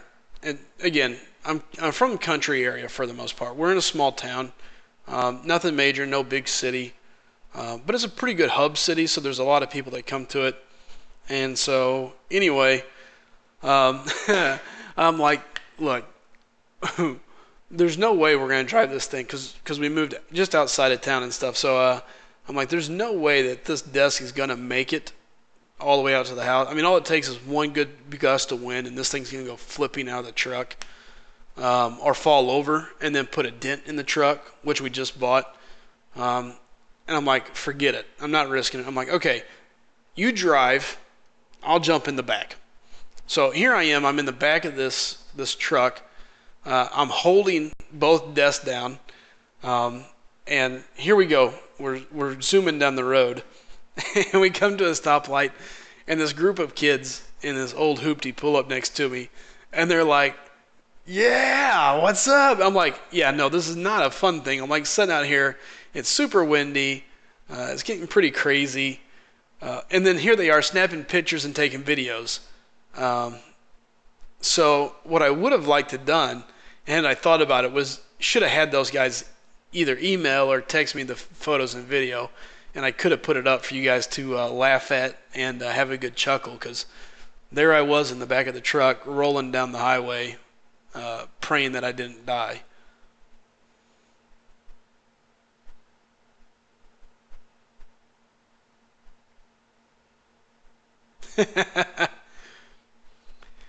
And Grim, you're right.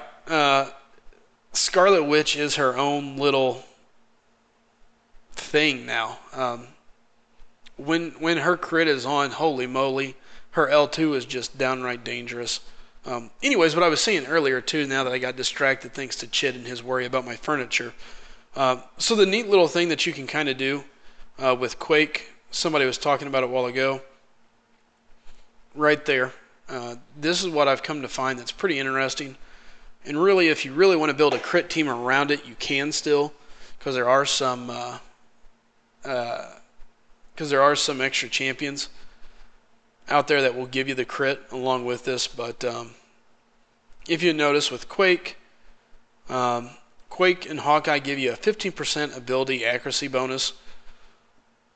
So when you put those two together, Scarlet Witch's ability to constantly generate random effects goes up, which is very handy.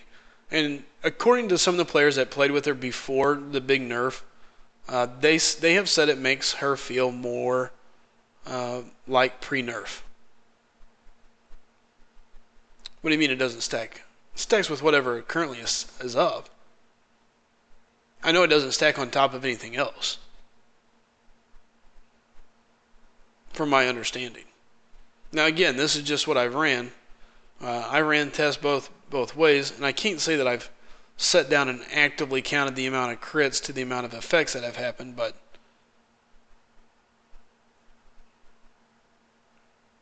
I can't tell you, she tends to fire off fairly often.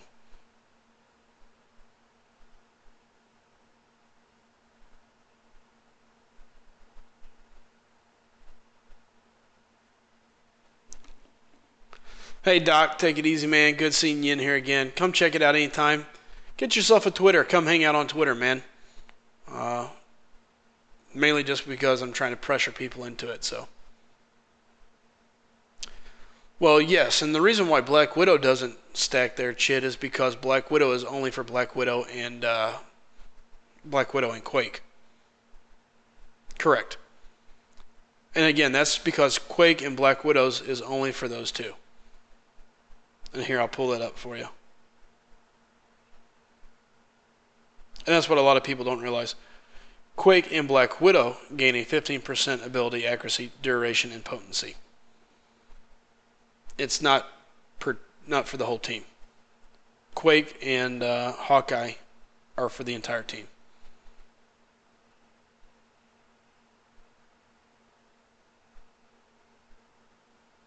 So, it's still pretty interesting. Definitely useful to have.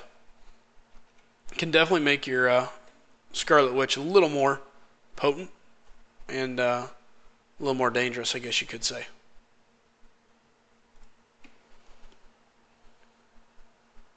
Oh man,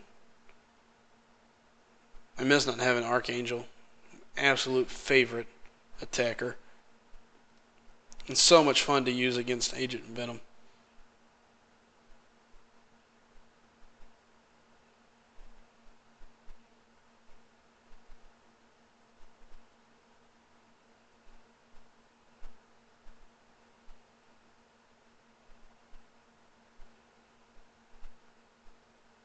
Figures. 7K. Weak.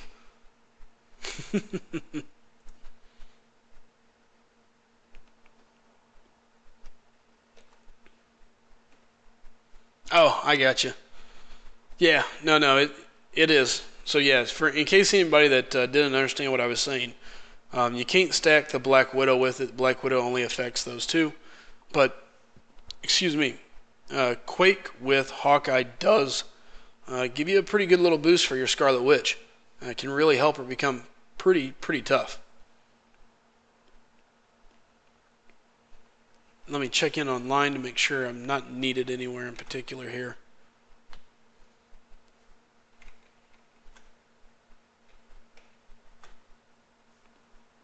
It appears all is good. I really debated trying to go after Carnage. I just don't think I'm ready yet. Still only have 3 5-stars, so just gonna have to wait a little bit.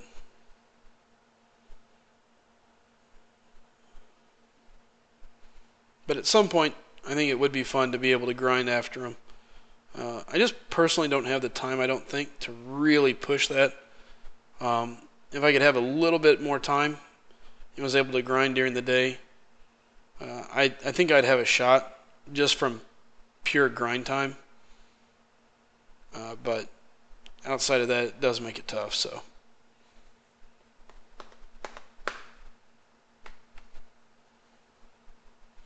by the way, Golden State Warriors apparently won the NBA championship. If you were following, so congratulations to those guys.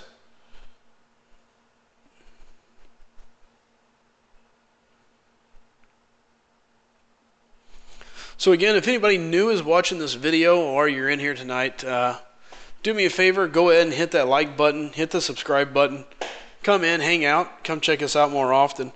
Also, do me a favor, guys, if you're not new, go grab somebody new, bring them in, tell them to come hang out. If you're going to be here, you might as well bring them in with you.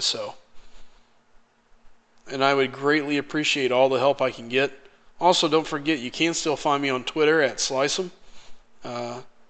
Kind of one of the extra things that I'm starting to do, and hopefully I can continue to build off of that and build a platform that everybody can hang out, chat on, and have a good time. So,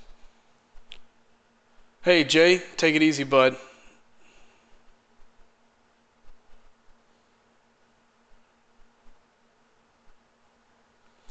No, I agree with you, Grim. I definitely think it would cost me, but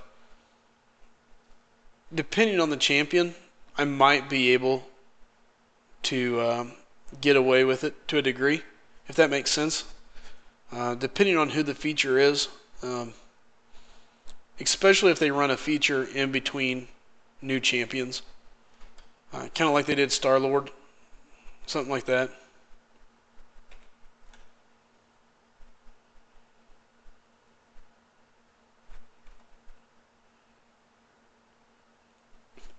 So if it was the right feature, I think I might be able to get in there.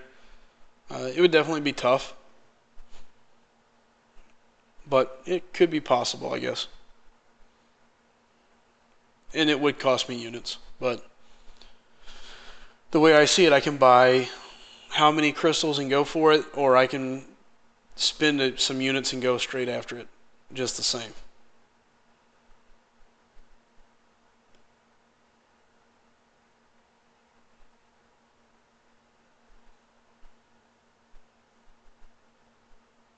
Yeah, and that's kind of my point. Yeah, I was able to get Voodoo, so I think someone like Star-Lord, one of those featured champions that goes for that 8 million range, and let's be honest, Star-Lord I think is probably going to be one of the higher non-feature champs that comes through. I think I could pull off, just because I would be able to put up just enough points. I'm stubborn enough to do it, and if I have to spend a little bit of units to go get it, I'm not afraid to. Not that I want to, but I'm not afraid to do it. My biggest downfall is work. I can be totally dead and free and spend an entire week on the game. Okay, maybe not an entire week, that could be really bad, but I could easily spend a large majority of each day on the game because my job can require 10 minutes of my time, or for example today where it required almost all day of my time.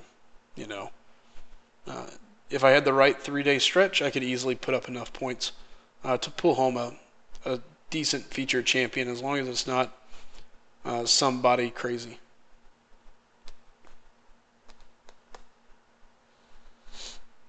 And the thing is, I'd like to go for Punisher, but I'm so wishy-washy on where I think his cutoff is going to be. I think you're going to have a lot of people go for him, but I don't know how many actually go for him, if that makes sense. With him being a unique champ, one that you're not supposed to be able to get. Come on already. Just throw the special War Machine.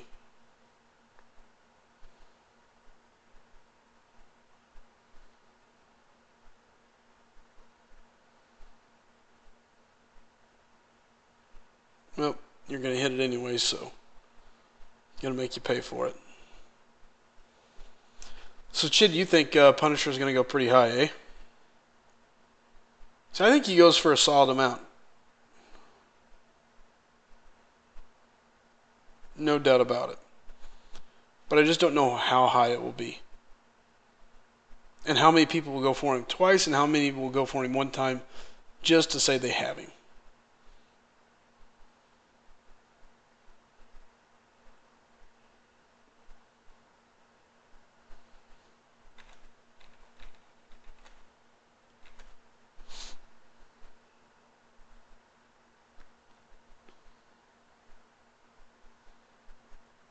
And here's our boy Hyperion.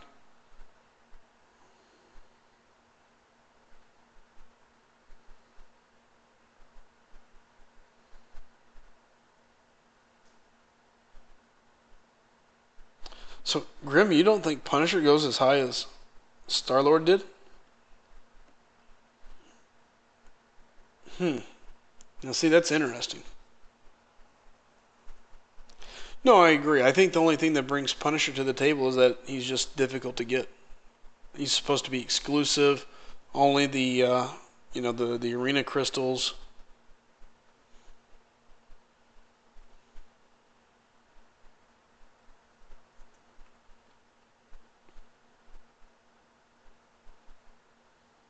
Sure. Bulldog. Dude, I thought you died on me. I was a little nervous about you, man.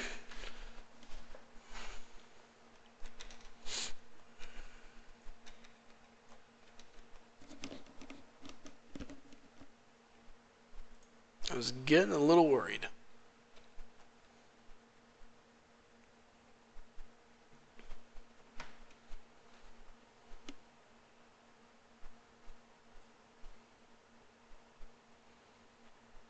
I'm not even 100% sure why I'm really going to push on this Venom. I guess that's not really much of a push when you're going to 2.2 million. I think Venom's cutoff drops even further now. I don't even know that he's going to bring 1.8. What's up, Best Keegan? It's good seeing you, man. Thank you. I appreciate it. Jump in, hit that subscribe button, like it, share it. More importantly, bring somebody else this way. Send me a fan or two. I do appreciate it. Bulldog, you and your Bulldogs. Oh, excuse me.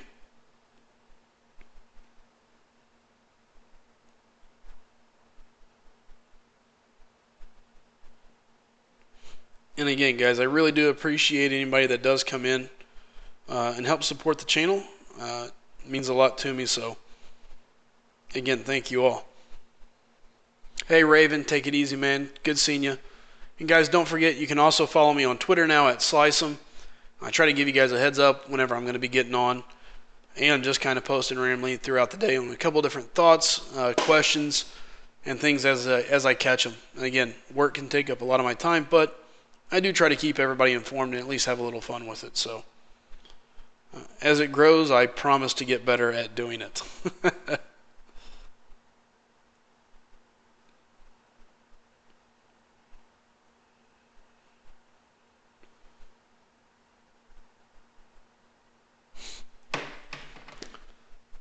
And again, Raven, take it easy, man. Thanks for stopping in. So.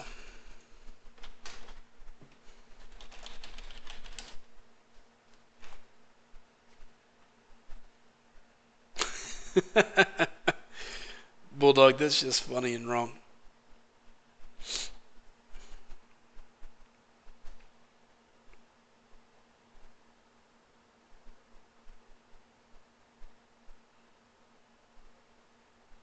Now, Bulldog, how old are your Bulldogs?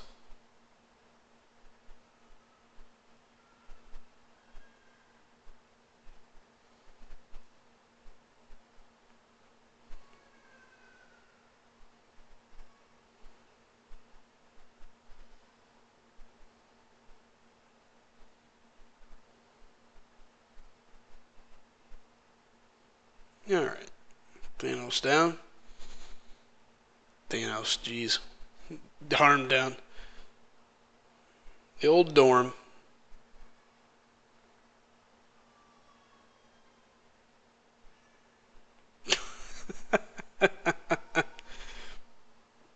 That's just funny.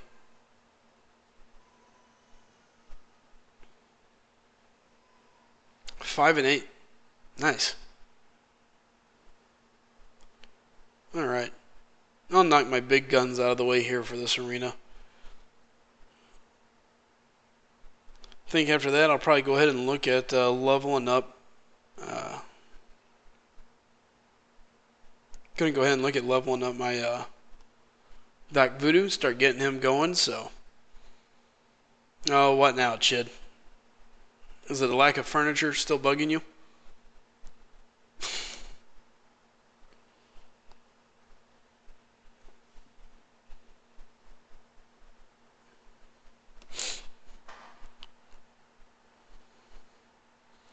So yeah, after this, gonna go ahead and rank up Doc Voodoo. I think I pretty well decided gonna go ahead and go that route. I've already got a pretty good defensive team, so really no need for me to look at moving a different defender up other than just being able to swap some people out. So go ahead and move Doc Voodoo up and get him ready for rank 5, and hopefully I can start pulling some Mystic class Catalyst here soon. At this point, I'm kind of just getting myself ready for when I do finish exploring Act 4, along with a couple of the other events. Hopefully I'll be able to level somebody up and get them up to 550 and have it ready to go. Oops. Yep, totally getting smashed by Thor.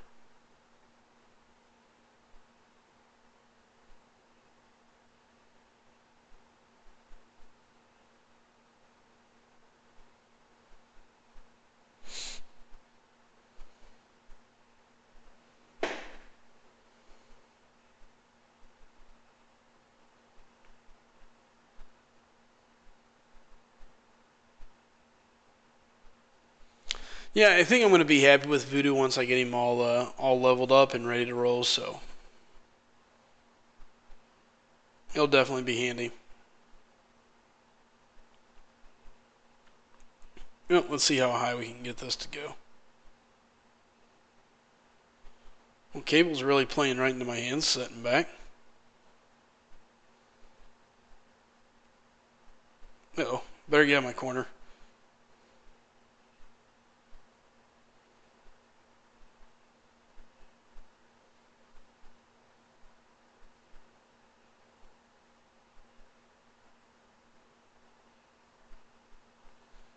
And he's toast.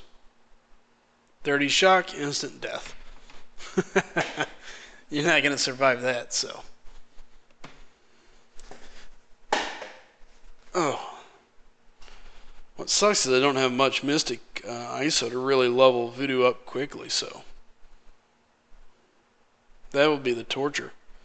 Between Scarlet Witch, Magic, leveling Mordo up, a couple of the others. Definitely burned through my fair share of Mystic ISO.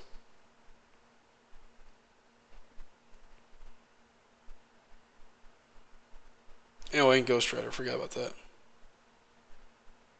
Now, mind you, it's been a while, but still. Alright.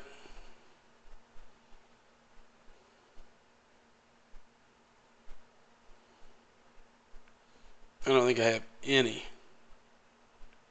Mystic. Oh, I got a little bit. Just use these and get them out of the way.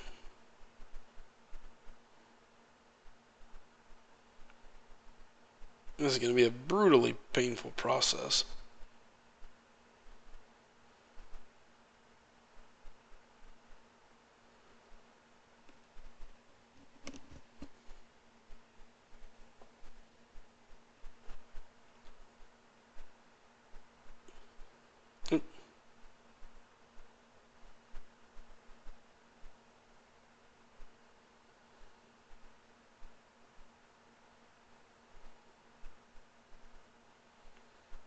Alright. From there, I'll go do the rest later. So.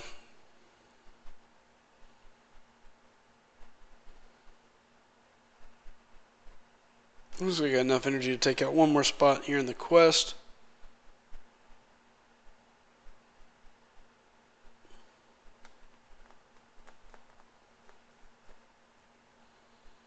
Go ahead and let Scarlet Witch do her thing.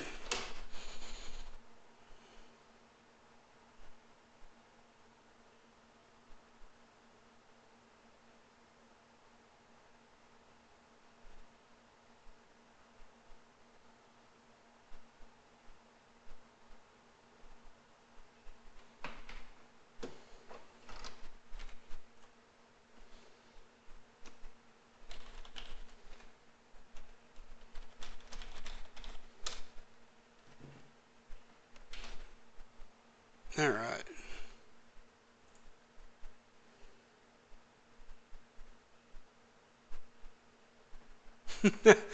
By the way, Bulldog, I just logged into Twitter, saw where you are following. Congrats on getting Twitter and following up, man. I appreciate it. So.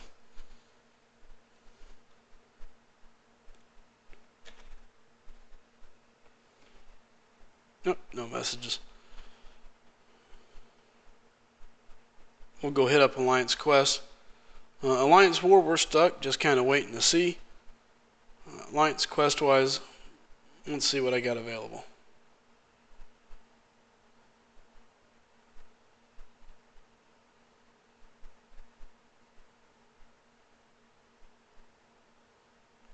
I believe that's what, Bleed.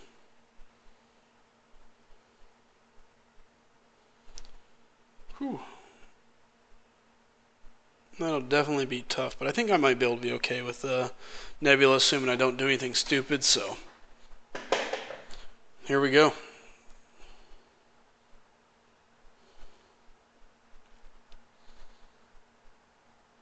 So again, you got Heal, Block, and Bleed. Definitely not two that I prefer, but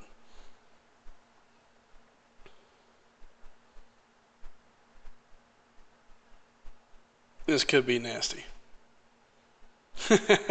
Well, Bulldog, I appreciate you getting one just to hang out with me.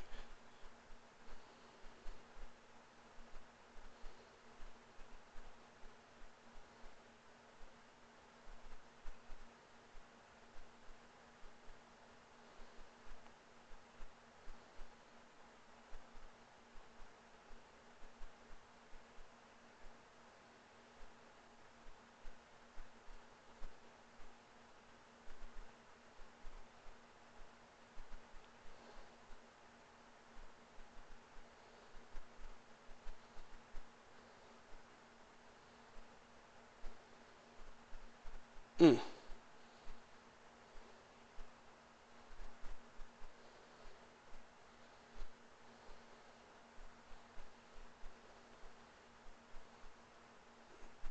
Ooh, I really need to land a parry here.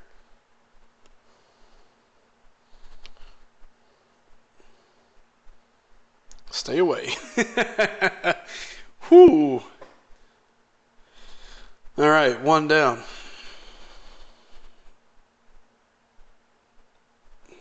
Missing the dodge on that thunderclap definitely hurt. Was not ideal, but so I got Psylocke. I'll have class advantage. I think this one is where it ends. So, yeah. All right, got to battle through. Thank you, Aldo.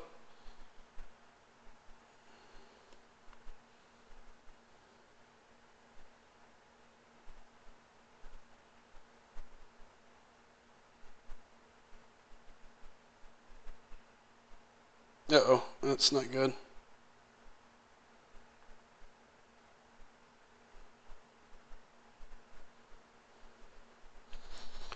Losing the ability to heal here definitely makes it a lot less. Damn it. Shoot.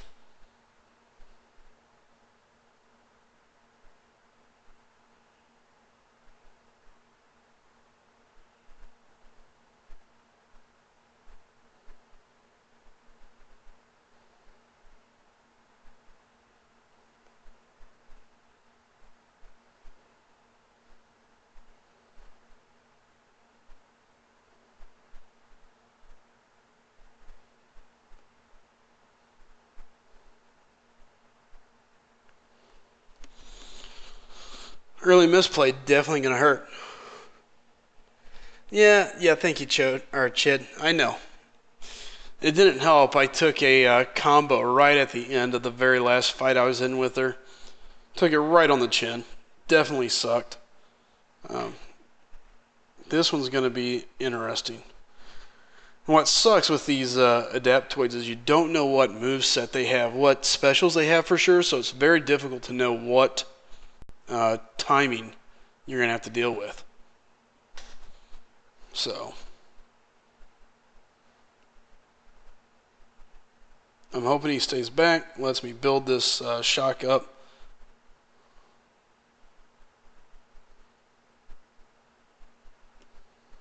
Yep, I'm toast. That's the only problem. One set of bad timing and down I go.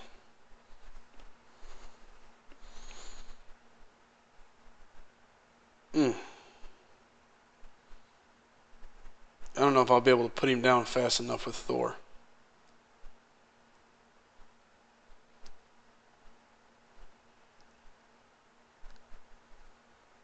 Oh well, here she goes.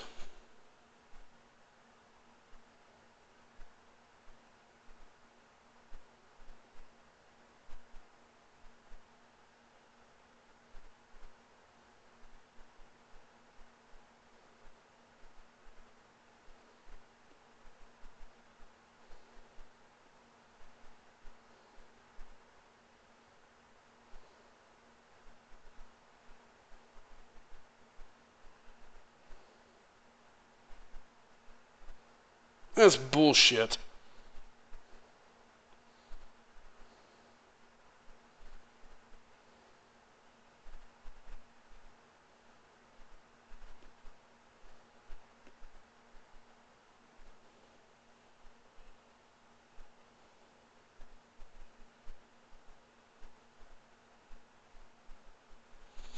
Bulldog, I don't know. I really probably planned on cutting it off semi-early.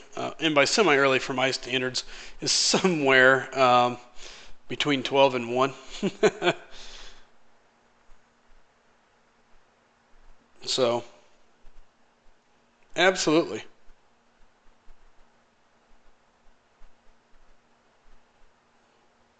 I agree with you, Grim, and I know I have a problem with that.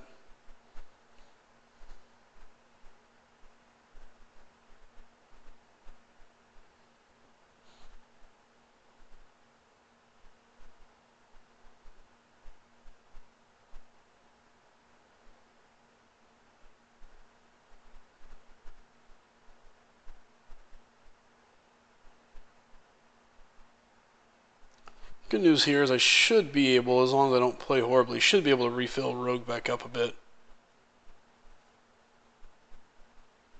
Well, and again, the issue that I have here, Grim, is being in a new alliance, the path that I am used to taking has been changed, so that's a little bit of a dilemma for me. Now, mind you, I should know anyway, but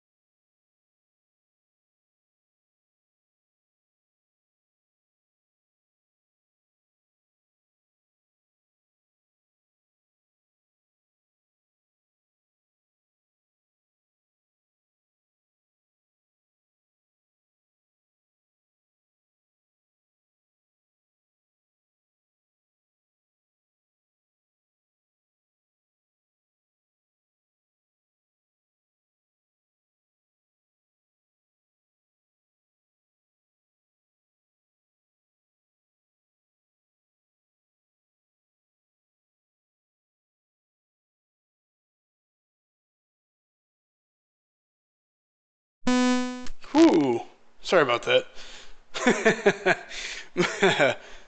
My mic went out midway through, so I was like, these guys are just gonna have to wait on that.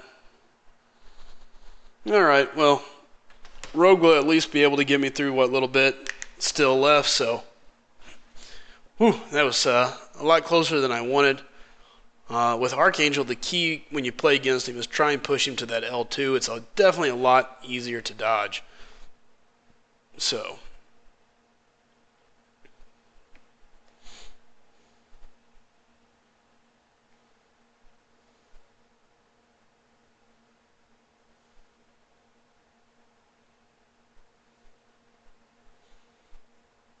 yeah.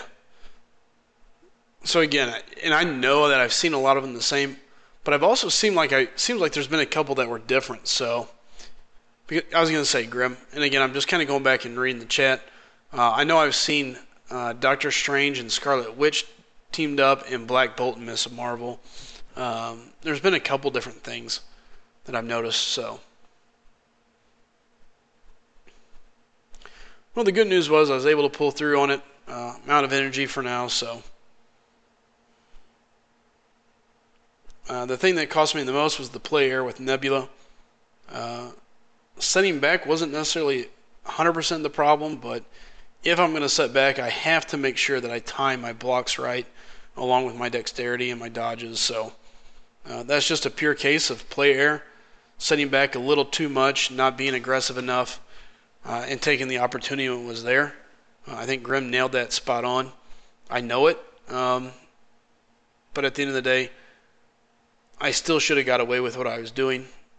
One bad timing definitely caused a huge problem. So Rogue should be able to get me through what's little bit is left. I'll have to take a short path on the next part. But I took out the bleed path. The rest of the guys get to focus on saving health on everything else. So,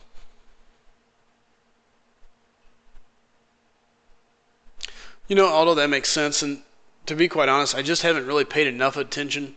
Another chunk of it that I run into is just running the same path. The more I run it, the more I get used to it, and the more I see the same, the better it'll be. And again, swapping alliances, I've taken a new path, new responsibilities, a new couple different things. So, and I don't mind it. It doesn't hurt my feelings. I just have to adjust to it. That's just me making the adjustments to be the player that I need to be to definitely win these. So.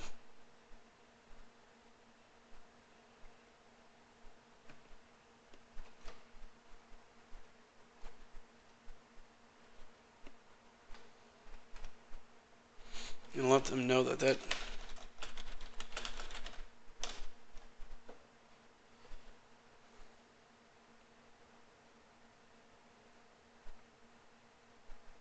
so that way they know bleed path is down, they can move on. So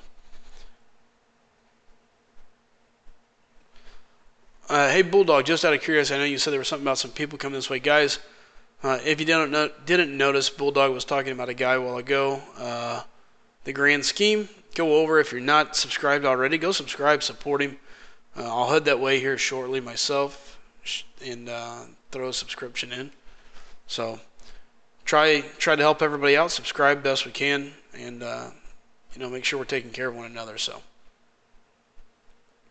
again, don't forget, you can also follow me on Twitter @SliceEm. Trying to keep everybody else in the loop of what's going on. Aldo, thank you, man. Thanks for stopping in. And guys, if you got a friend, somebody that you can send my way, I greatly appreciate it. Simply trying to build those subscriptions up, and I surpassed 140 today. My next stop is 200. That's our goal. So if you can, send me some people, man. We're pushing for 200, and from there we're going to keep rolling. Oh, awesome, Bulldog. I appreciate it, man. We'll definitely make sure we show them guys love. The Grand Scheme and Ricky both dropping a subscription. We do appreciate it. So I appreciate it. I say we because I do got a group of guys that have done a great job of either being mods for me, helping me stay up to date on a couple of things, throwing me content, whatever it is. And guys, it takes all of us. I do appreciate it, whether you're just here chatting in live chat or whether you're coming in and helping me out with stuff. I do appreciate it. A great team makes things go a long way. So it is a team effort, and I appreciate everybody that does things for me. So guys, with that being said, I'm basically going to let it hang out here for a minute, just chat. I don't have much I really am looking to do.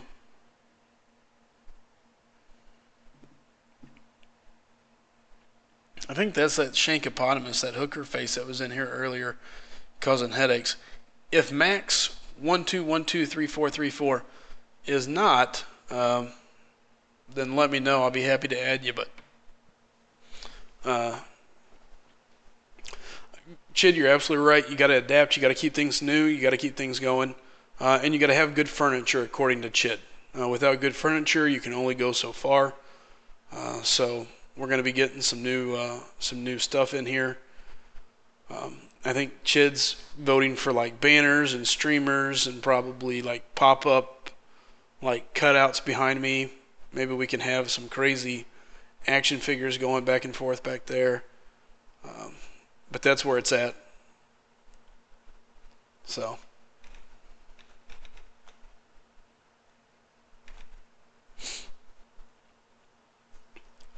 again, looking forward to it. Hyperion cutoff on the early prediction. I don't think it goes more than 5.2. The real number, in my opinion, I've actually probably dropped it a little bit. I think I would say 4.7. But hey, look, I'm going to be safe for all the viewers. 5.2, I think, is definitely the number that gets it. And you should be safe. I just don't see him going over 5 million by too far. He may do it the first round. After that, I think he drops to 4.2, 4 million range, which is where he really should be. I think he's a great champ, definitely useful Definitely somebody you want to have on your roster, but he's not a must-have. He's not a game changer. Um, he's definitely useful. But you've got a lot of other ways to take care of the same stuff with other champions. Don't listen to Bulldog. He's just here to build the hype. Don't buy the hype. Keep the cutoffs where they should be. Keep the cutoffs right. Don't get this thing out of control.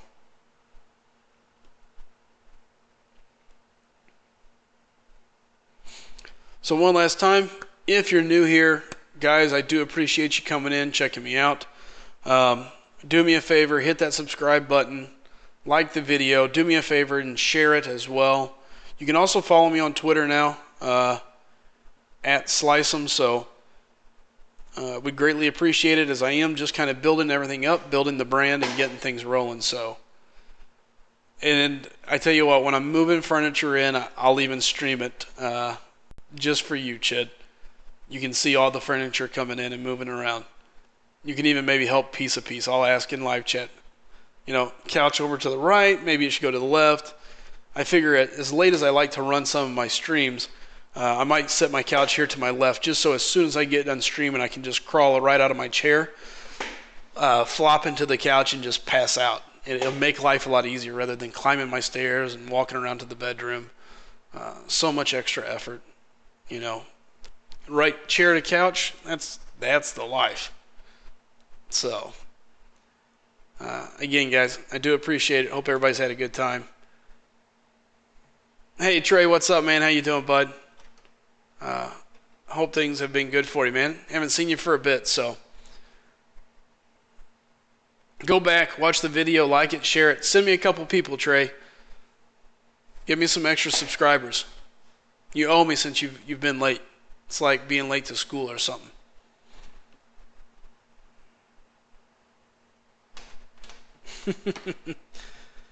In the meantime, hopefully by the time I come back around, we should be having Dr. Voodoo setting at 440. Gonna take me a little bit to grab all the stuff to level him up. Looks like I got a lot of ISO and stuff to sell as well. Yep, that's gonna take some time. Ugh. Trey, I may stick around for a little bit. I'm a sucker for having people that I know in my chat or in my videos, so man. Alright, I'm going to run. I'll run another probably 10 or 15 minutes. We'll push it. You know what, screw it. We'll go to 12:30 Central Time. If nothing else, I'll run the arena. Just finished up my outside leg in Alliance Quest.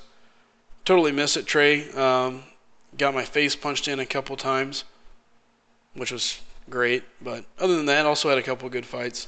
I got Rogue hanging on by a shoelace of life.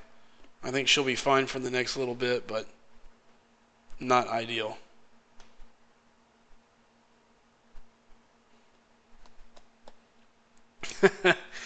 Chid, I'll check into a wacky, flailing, inflatable tube man. I'm gonna have to find a new piece of counsel here.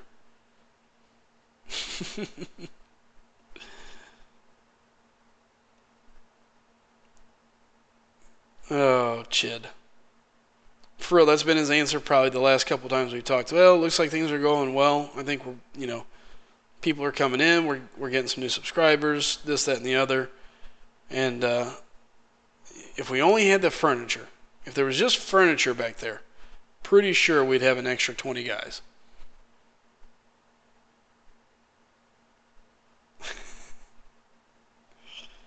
Leave it to Chid.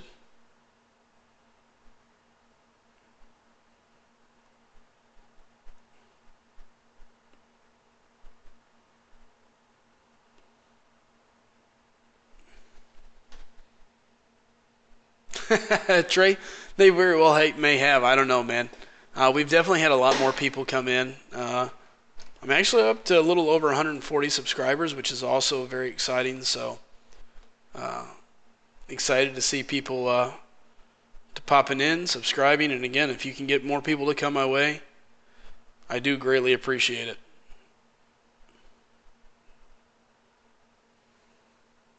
So 20 minutes here of arena grind. Not exactly my favorite thing to do, but to get a chance to get a chance to hang out with you guys a little bit longer. Get to pester Trey, who's finally made it into live chat for tonight. Last time he had an excuse, was with the other half, so tonight I don't know if it's an excused absence or what, but we'll allow it, I guess.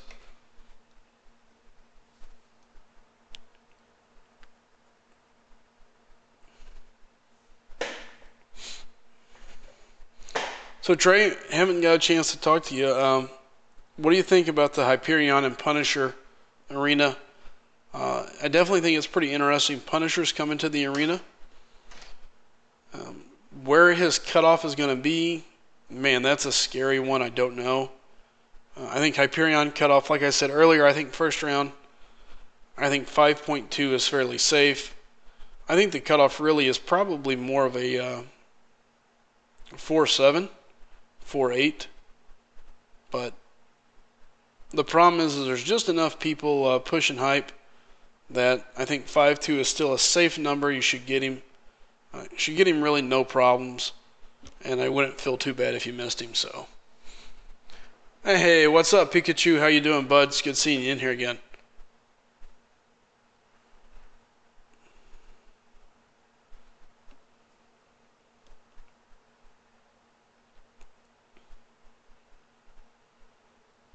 How's it been going, Pikachu?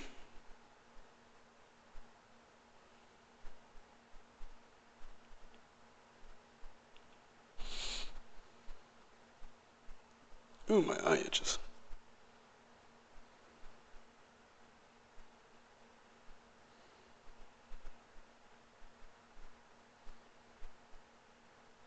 I've got to put all my mutants together. I almost feel bad if I don't.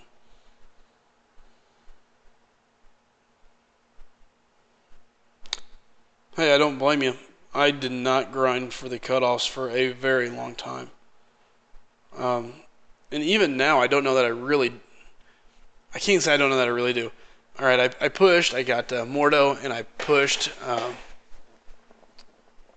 for. Oops. I pushed and got Mordo, and pushed and got Doc Voodoo. So it's kind of hard not to say I'm not a grinder, I guess, at this point. The fact that I grinded for those two. I can't lie, there's plenty of champs. I went back and looked at the list today, and I thought to myself, man, there was a lot of champions that I just straight up missed out on. But so be it.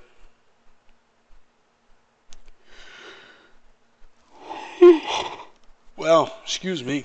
Did not.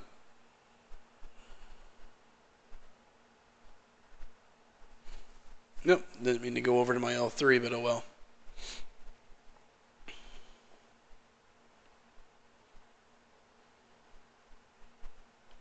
What are you talking about? X23 there, Trey. By the way, what's up, Pikachu? How you doing, man? I know I was saying something to you a while ago, but good seeing you back. Appreciate you being a good sport. That name, I can't help it now. I'll always see it as Pikachu. So, I hope you don't get mad about it. If you do, you can write me a hate mail. I'll read it, probably delete it, and still call you Pikachu. But you're welcome to try it any other way. It's not a bad thing, really. It's kind of a cool nickname. I mean, a lot of people like Pikachu, I think. I mean, I hear his name a lot. Especially when Pokemon Go was a big thing. A lot of people out there looking. There was a lot of people out there looking for a Pikachu. So. I did see Guardians. Guardians was awesome. Thoroughly enjoyed the movie. Kind of interesting that we didn't see more champions from that movie come into the game, but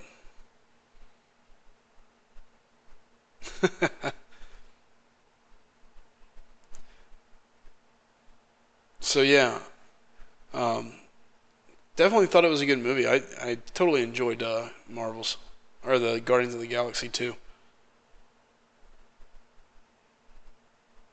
Yeah, it's good. You can't go wrong with Guardians of the Galaxy. I think it's I mean Marvel has done a great job with all their movies, but Guardians is just such a interesting blend of everything. So just the way they kind of put it all together, it's funny. I think it's funnier than the average Marvel movie.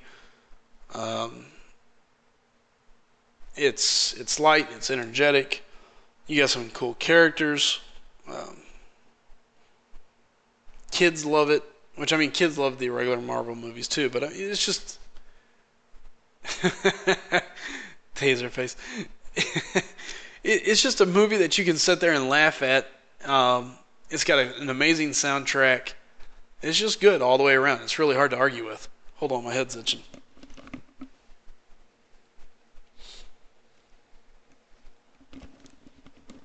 Sorry. Baseball hat was, I guess, tickling my head.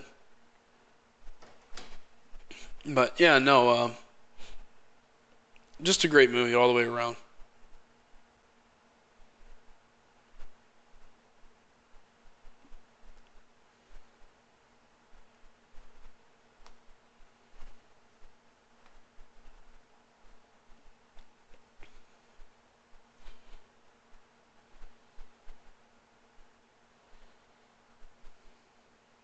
Always. I mean, the one thing you can count on with Guardians of the Galaxy is you're gonna get a great soundtrack. I mean, I knew going in that movie, if nothing else, I was gonna be able to just bob my head around and be excited for the music. I don't disagree. Volume One has the best soundtrack out of any Marvel movie, I think.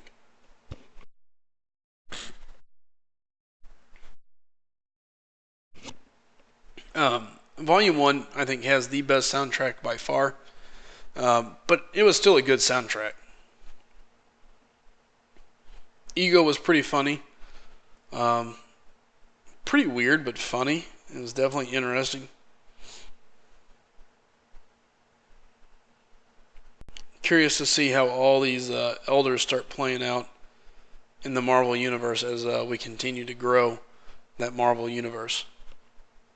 What's up, Mike? How's it going, bud? Good seeing you, man.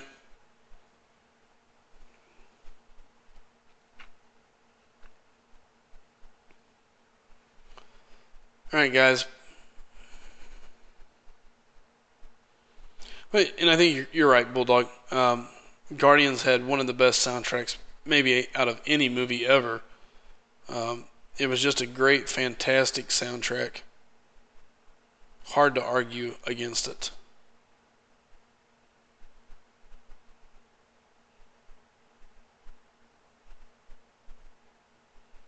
Here I pop his Fury. I can't get Lemonhead to shoot. There we go. Of course.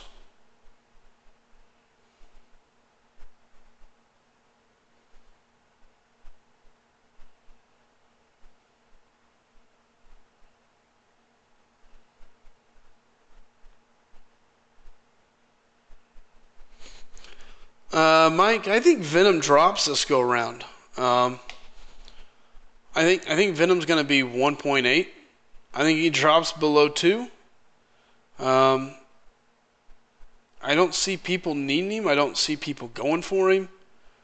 Anybody that did need him probably got him in the first go. I mean, 2.3 brought him home on the first pass. So um, I think 1.8 is more than safe. Um, I think he's going to have a falling out. What do you need Venom for? I mean, you're not going to use him, so why are you worried about duping him? I'm probably going to go to 1.8 and stop and start working on rewards in the other arenas.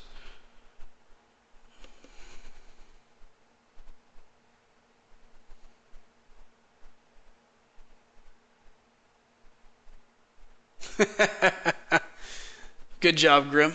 Grimm taking down Mordo number 2 in Alliance Quest. And then had to take a shot at his Alliance leader. Nice.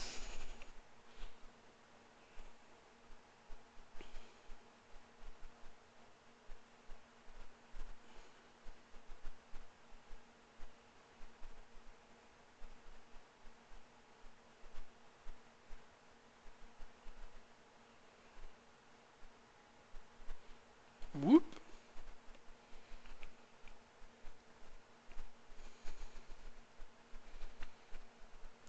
Here, I'm assuming, Mike, you're talking about Mordo, defense, Alliance War, his primary use.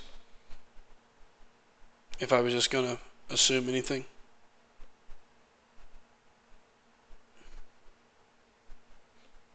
Go ahead. You can say it. Exactly. And again, that comes back to my conversation earlier. Not going to dig too deep into it again. But I just believe Mordo and some of these champions a little too hyped for what they were. Hyperion, I think, runs out. I still think the first round is going to be 5 million, just because there's going to be enough people to go after him. But I think after that, he drops 4.2. And the thing is, you won't see such a big drop out of him because he is still useful. But who knows? Time will tell. I'm just hoping I'm right. I got double bets on the line here.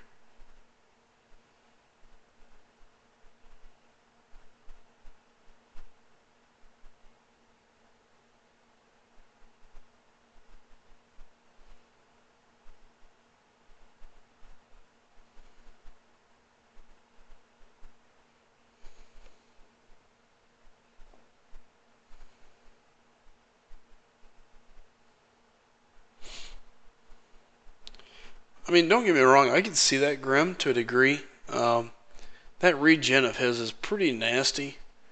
And same with the 3-stack of Fury. He hits really hard, or I feel like he hits pretty hard if you go with the 3-stack of Fury as well. I mean, it goes to show you, I haven't read a whole lot into Mordo.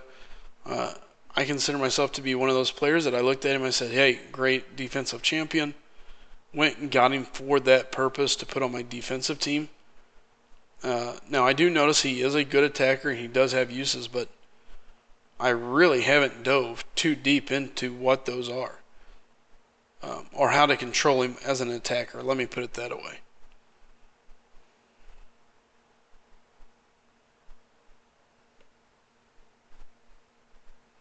Because based on what I've seen, it's a percent chance, or kind of random, I guess. Hey, take it easy, Mike. Listen, I'm heading out in 7 minutes.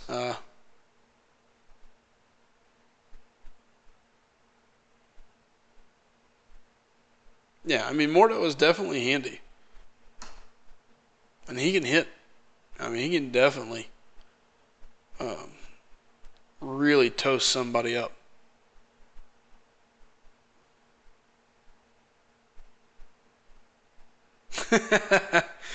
I don't disagree with you, Grim. There's that catch 22 with him. So.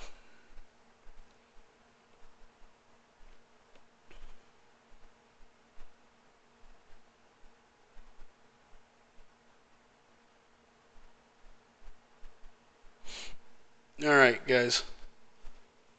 Coming in that final stretch, I'm showing I got about 5 minutes left. I said I'm going to end this thing here at 12:30. I'm going to run one more run.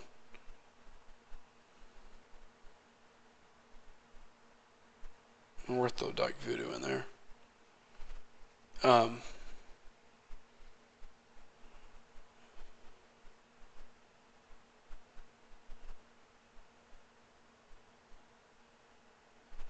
They don't really matter here. So here in about 5 minutes, I'm going to be heading out. Going to do this last quick run in the arena, and then just kind of recap a couple things. Head out for the night. Should be back again tomorrow. Tomorrow's Tuesday. Don't really have anything else going on. Probably be another late broadcast, and then after that, we'll start running into a little bit early broadcast time, as Wednesday and Thursday I will be able to broadcast either during the day or earlier in the afternoon. So again, if you want to keep track of my broadcast time, easiest way to do it, go ahead and follow me on Twitter. That's @SliceEm. I will be posting when I'm going to go live. I try to at least give a 10-minute heads up. Through the week is pretty difficult for me to do because I really never know for sure till I do get home. But outside of that, I'm always here, always available. Normally here late at night, so come in, check it out. And again, if you're new, do me a favor, hit that subscribe button. If you've been here a couple of times, obviously you like it a little bit, so do me another favor and just go ahead and bring a friend or two in. That shout out on Twitter, that's @SliceEm. Trey knows all about it. He follows me, thankfully. That's at least one.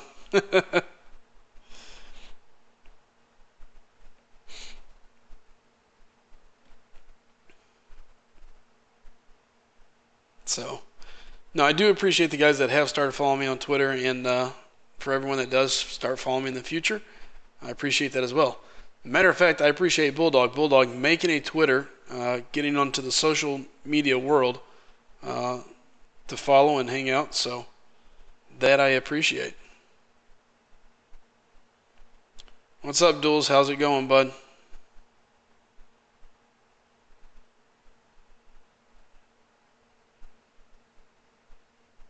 Hey, I appreciate it, Trey. Alright, guys. There's going to be my last fight. Again, just a little bit of a 3-minute recap here, and then I am heading out. Kind of looking back at things here. You know, this week we've got the upcoming arena. You're going to be seeing Punisher come to the arena.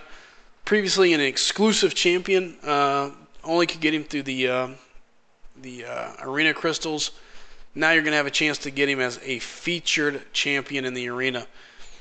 At that same time, we're going to be having, well, I'm glad I know I was number 2. I was number 2! Yes! I was the first loser.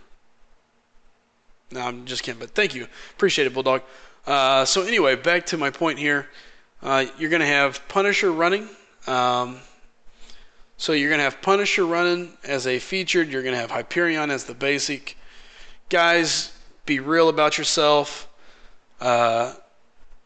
Hyperion, don't push the cutoff. I think the number is somewhere around 4-7. Be safe. Go to 5. If you want to be safe, 5-5-2. I think he falls in the second round. And again, this is just me stating my claim to my beliefs. Great player. Definitely somebody that's good to have in your roster. A big help when you start hitting 5.2 supposedly. And again, I can't say that for certain as I've not done it on my own. I can only tell you what I hear. Not a God mode champ, but man, he is a beast. He can do a lot of things. He's just not the best at anything. And again, this is just my opinion. Keep him where he should be. Don't go crazy on this. I think Hyperion goes somewhere 4.7 as a real cutoff. Do 5.52 to be safe. I'm even backing it down. My earlier claim was a 5 to 5.2, run into 5 mil. I've heard some people say he's going to break Voodoo. I don't see him breaking Voodoo's record. So don't go crazy. Keep it real. Keep it where it should be. So also coming up after that, like I said, we've got Punisher coming. That's going to be interesting. I don't even know where to begin on that cutoff.